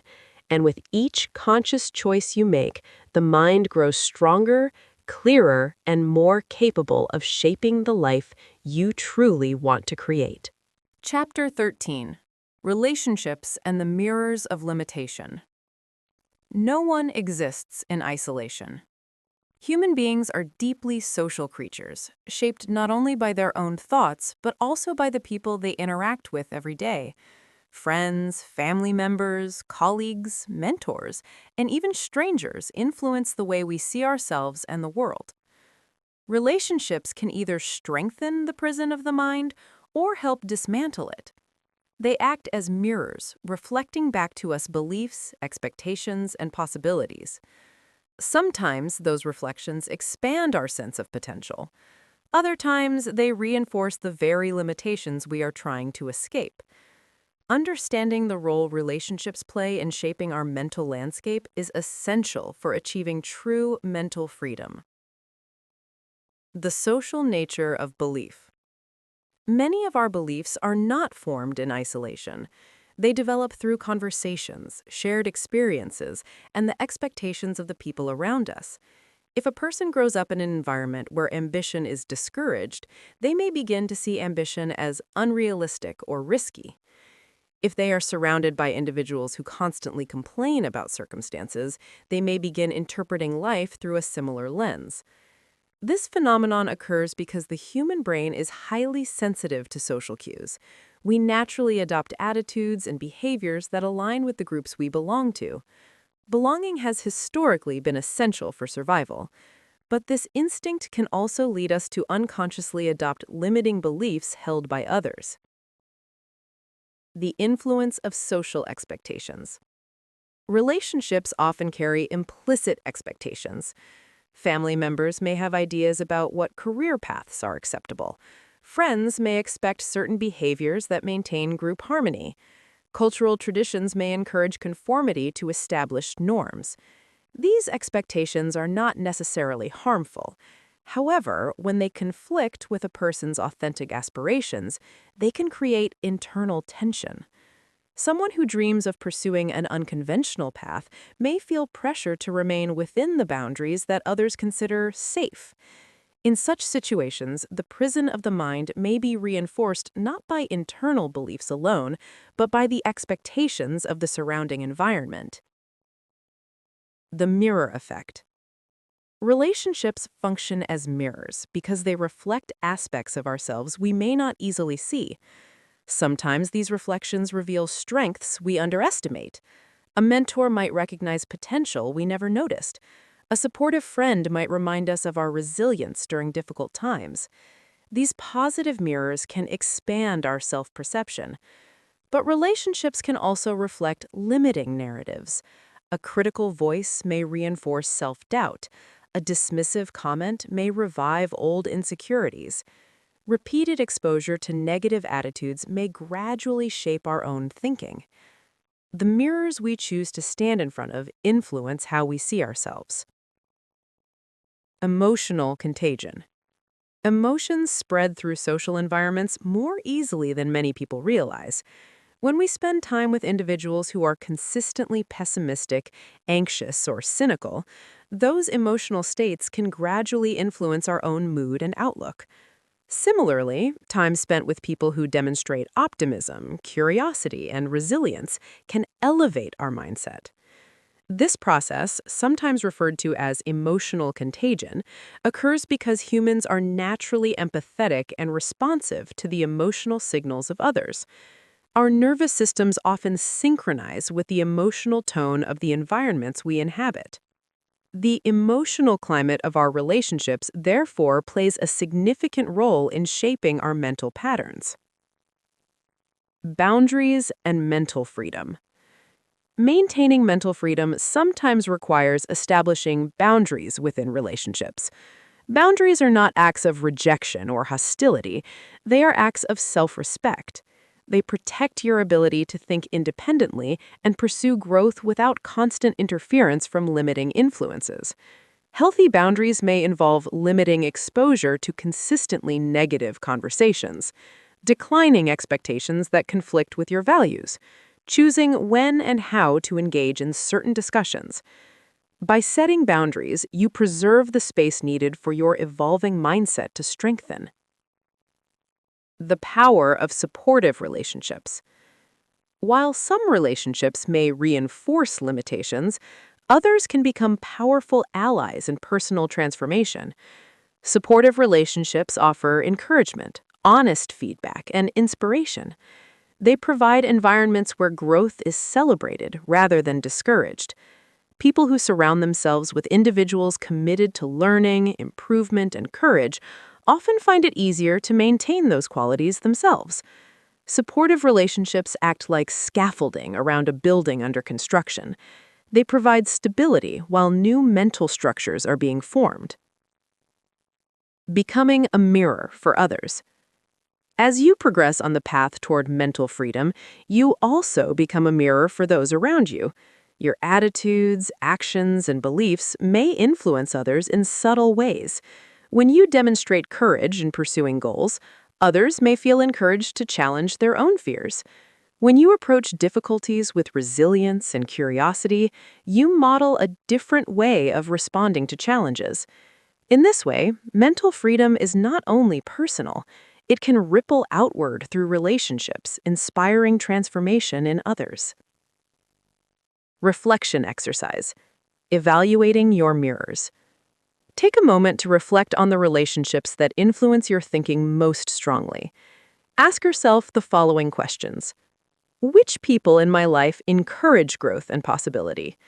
Which interactions leave me feeling discouraged or limited? Are there conversations or environments that repeatedly reinforce negative thinking? Write down a few observations. Consider how you might spend more time with relationships that support growth while gently creating boundaries with those that reinforce limitation. Relationships as pathways to freedom. Relationships will always influence the way we think, but when we become aware of that influence, we gain the ability to choose our environments more intentionally. The right relationships can help illuminate strengths we have not yet discovered. They can encourage courage when fear appears. They can remind us of our potential when doubt attempts to return. In this way, relationships become more than social connections. They become pathways through which mental freedom can grow, both for ourselves and for those who walk beside us. Chapter 14.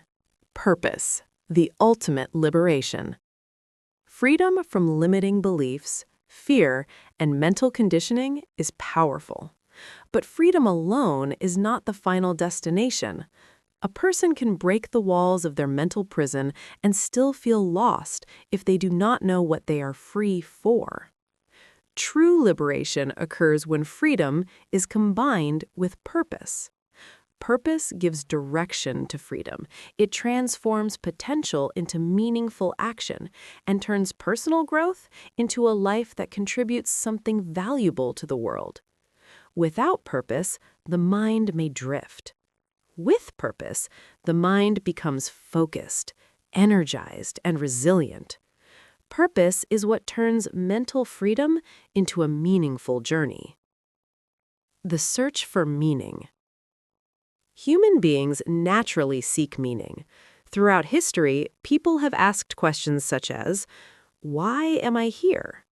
What am I meant to do with my life? How can my existence matter? These questions arise because the human mind is not satisfied with mere survival. We seek significance. We want our actions to contribute to something larger than ourselves. Purpose answers this desire. It provides a reason to move forward even when the path becomes difficult. Purpose as a compass. Imagine life as a journey across a vast landscape. Without a compass, a traveler may wander aimlessly. They may move frequently, but make little progress toward a meaningful destination. Purpose acts as that compass. It does not eliminate obstacles or uncertainty, but it provides direction. When decisions arise, purpose helps answer questions such as, should I pursue this opportunity? Does this align with the person I want to become? Will this action move me closer to a meaningful goal? With purpose, choices become clearer. Energy becomes more focused. The mind becomes less distracted by temporary fears and doubts. How purpose weakens fear. One of the most remarkable effects of purpose is its ability to reduce the influence of fear. Fear often dominates when the mind focuses primarily on personal comfort and security. But when someone is deeply connected to a meaningful goal, their perspective shifts. The question changes from, what if I fail, to, what if I never try? Purpose creates a sense that the mission matters more than the discomfort of pursuing it. This shift allows people to act with courage even when fear is present. Discovering purpose. Many people assume that purpose must appear suddenly in a dramatic moment of clarity. In reality, purpose often develops gradually through exploration and reflection. It can emerge from several sources. 1. Natural interests. Activities that capture your curiosity and enthusiasm often point toward areas where your purpose may develop. What subjects or challenges naturally attract your attention? 2. Strengths and talents. Purpose frequently grows from the abilities you develop over time. What skills do others recognize in you? What activities allow you to contribute effectively? 3. Experiences of meaning. Think about moments when you felt deeply fulfilled. What were you doing? Who were you helping? What impact were you creating? These experiences often reveal clues about the direction of your purpose. 4. Problems you care about solving. Purpose often grows from a desire to improve something in the world. What problems frustrate you? What situations inspire you to take action? Your purpose may lie in helping solve challenges that deeply matter to you. Purpose evolves. It is important to understand that purpose is not always fixed. As individuals grow, learn, and encounter new experiences, their sense of purpose may evolve. What feels meaningful at one stage of life may expand or shift later. This evolution is natural. Purpose is not a single destination, but a path that unfolds through exploration, learning, and contribution. The key is to remain open to discovering new ways to express your values and strengths. Purpose and resilience. A strong sense of purpose creates resilience. When difficulties arise, as they inevitably will, purpose provides a reason to continue moving forward. People with a clear sense of purpose often endure setbacks with greater determination because their motivation extends beyond immediate comfort. Their efforts are connected to something meaningful. Purpose transforms obstacles into part of the journey rather than reasons to stop. Living beyond the self. One of the most powerful aspects of purpose is that it often extends beyond personal gain. While success, achievement, and recognition can be motivating, purpose frequently involves contributing to the well-being of others. Helping others grow, solving problems that affect communities, or creating something valuable for future generations can bring a deeper sense of fulfillment than personal success alone. In this way, purpose connects individual freedom to collective progress. Reflection exercise. Discovering your direction. Take a moment to reflect on the following questions. What activities make me feel energized and engaged? When have I felt that my actions truly mattered?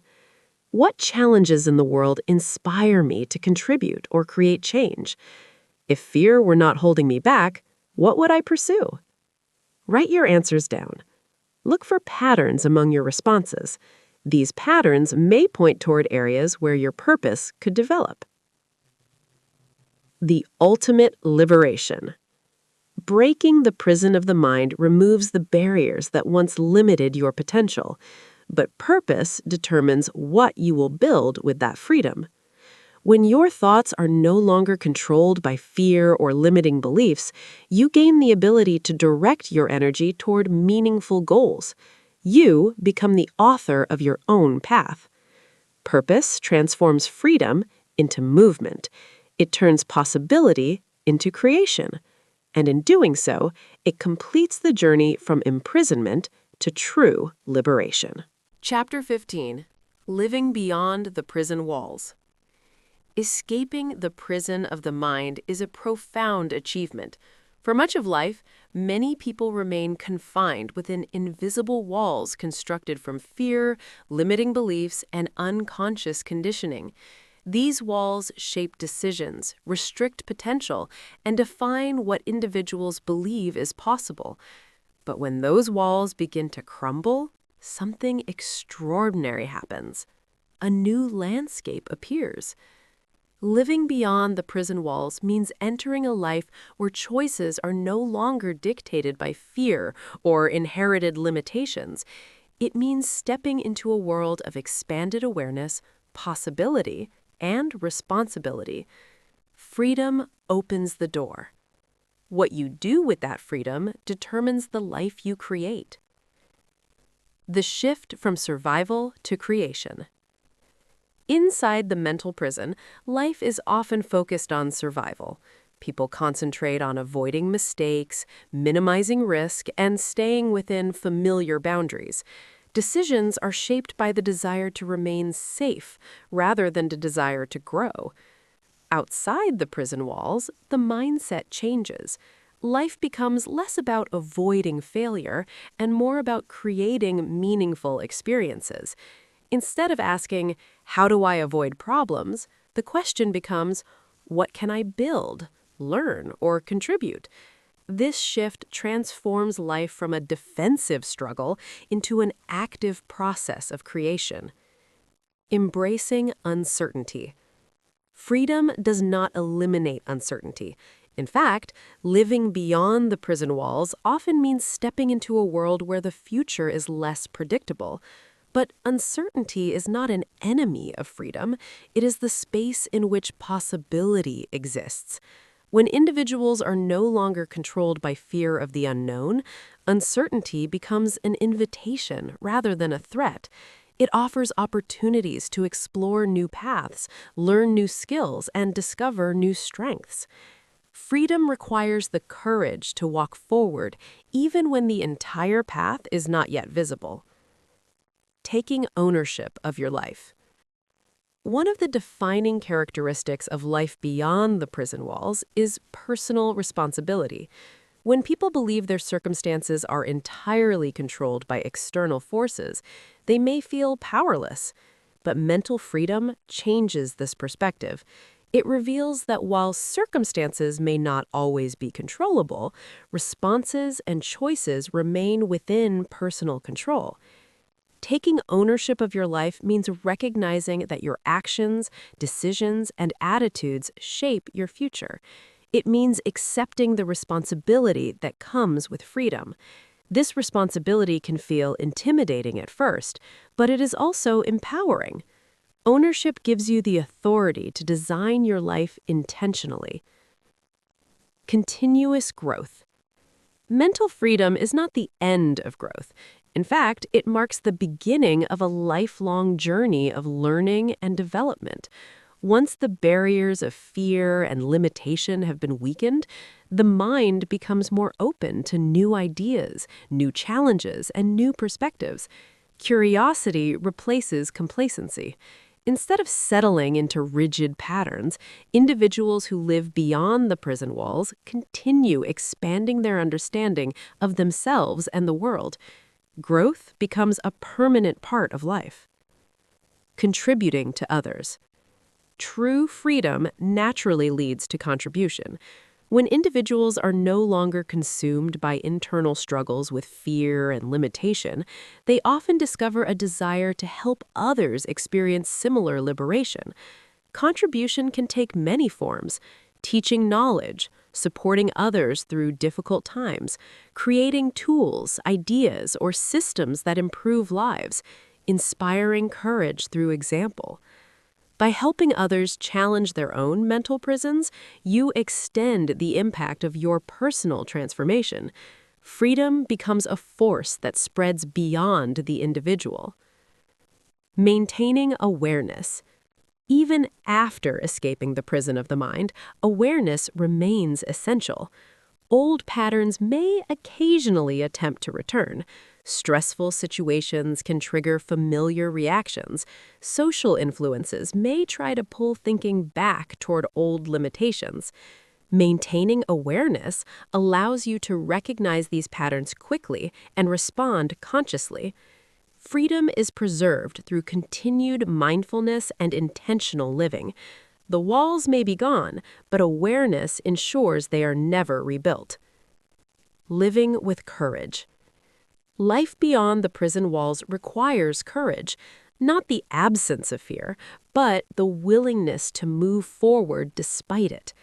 Courage allows you to pursue meaningful goals, explore unfamiliar opportunities, and express your authentic self without being controlled by the opinions or expectations of others. Each courageous action strengthens the sense of freedom, and with every step taken beyond the old boundaries, the world grows larger. Reflection exercise. Designing your life beyond the walls. Take a moment to imagine the life you would create if you were no longer limited by fear or doubt. Ask yourself, what goals would I pursue? What experiences would I seek? What kind of person would I strive to become? How would I contribute to the world around me? Write down your thoughts. These ideas represent possibilities that may have once seemed unreachable, but now stand within your view. The open horizon. Escaping the prison of the mind does not guarantee a life without difficulty. Challenges will continue to appear. Uncertainty will remain a part of existence. But the difference lies in how you meet these challenges. Instead of reacting from fear, you respond with awareness. Instead of shrinking from possibility, you explore it. Instead of living within invisible walls, you walk into an open horizon. The prison no longer defines you. Your choices do. And the life you build beyond those walls becomes a testament to the power of a liberated mind. Conclusion. The key was always within you. Throughout this journey, we have explored the invisible prison that confines so many minds. We examined how limiting beliefs are formed, how fear acts as a powerful jailer, and how early conditioning builds the bars that shape our perception of what is possible. We explored the language of self-sabotage, the trap of the victim mindset, and the subtle ways relationships and environments reinforce the mental boundaries we carry. At the same time, we uncovered the tools capable of dismantling those barriers: awareness, neuroplasticity, intentional thinking, courageous action, purpose. Each of these elements represents a key capable of unlocking the doors of mental imprisonment. But the most important discovery is this: the key was always within you. The prison was never an external structure made of steel or stone. It was built from patterns of thought, emotional habits, and inherited beliefs that gradually shaped the architecture of your mind. And because the prison was built within the mind, the power to dismantle it also exists there. The power of awareness. The first step towards freedom is awareness. Many people spend their lives reacting to thoughts and emotions without ever questioning where those patterns originated. But once awareness begins, something shifts. You start noticing the beliefs that once operated silently in the background. You begin recognizing fear not as an absolute truth, but as a signal that can be examined and understood. You see the influence of conditioning and environment. And in that moment of awareness, the prison begins to weaken, because what can be seen clearly can also be changed. The courage to challenge old patterns. Breaking free requires courage, not dramatic acts of heroism, but the quiet courage to question assumptions that may have guided your thinking for years. It requires the willingness to question thoughts like, "I'm not capable. This is too risky. People like me don't succeed at things like this." These beliefs may feel deeply ingrained, but they are not permanent. Each time you question them, you weaken their hold. Each time you act despite them, you create space for new possibilities. Courage is not the absence of fear. It is the decision to move forward even when fear attempts to stand in your way. The responsibility of freedom. Freedom brings responsibility. When the mind is no longer confined by old beliefs, the path forward becomes open, but also undefined. You are no longer limited by the prison, but that also means you must decide what direction your life will take. Freedom invites you to ask deeper questions. What kind of life do I want to build? What values will guide my choices? How will I use my abilities to contribute to the world? These questions transform freedom from a simple escape into an opportunity for meaningful creation. A lifelong journey. Mental freedom is not a final destination. It is an ongoing practice. The mind will continue to encounter challenges, uncertainties, and new experiences. Old habits may occasionally attempt to return, but with awareness and intention, you now possess the tools to recognize those patterns and respond differently. Freedom grows stronger each time you choose awareness over autopilot, courage over avoidance, and purpose over limitation. It becomes part of the way you live. The invitation. This book has offered insights, ideas, and practices designed to help dismantle the prison of the mind. But the real transformation does not occur within these pages. It happens in your daily life. Every time you question a limiting belief, every time you face fear with courage, every time you choose growth over comfort. These small decisions gradually reshape the architecture of your mind. They expand the boundaries of what you believe is possible, and they open the door to a life defined not by limitation, but by intention. The door is open. The horizon is wide. And the next step belongs entirely to you. Epilogue. The life that awaits. Imagine standing at the edge of a place you once believed you could never reach. Behind you lies the prison of old beliefs, fears, and conditioned limitations that once defined the boundaries of your life. For years, those walls may have seemed permanent. They shaped your choices, your confidence, and your perception of what was possible. But now, something has changed. You have seen the architecture of that prison. You have recognized the patterns that built it and the forces that sustained it. More importantly, you have discovered the tools that allow those walls to be dismantled. The journey you have taken through these pages is not merely an intellectual exercise. It is an invitation to transformation. The quiet revolution. Real transformation rarely happens in dramatic bursts. Instead, it unfolds quietly. A thought is questioned, a fear is faced, a small action is taken despite doubt. At first, these moments may seem insignificant, but over time, they accumulate, gradually reshaping the structure of the mind. This quiet revolution changes the way you interpret challenges, pursue opportunities, and respond to uncertainty.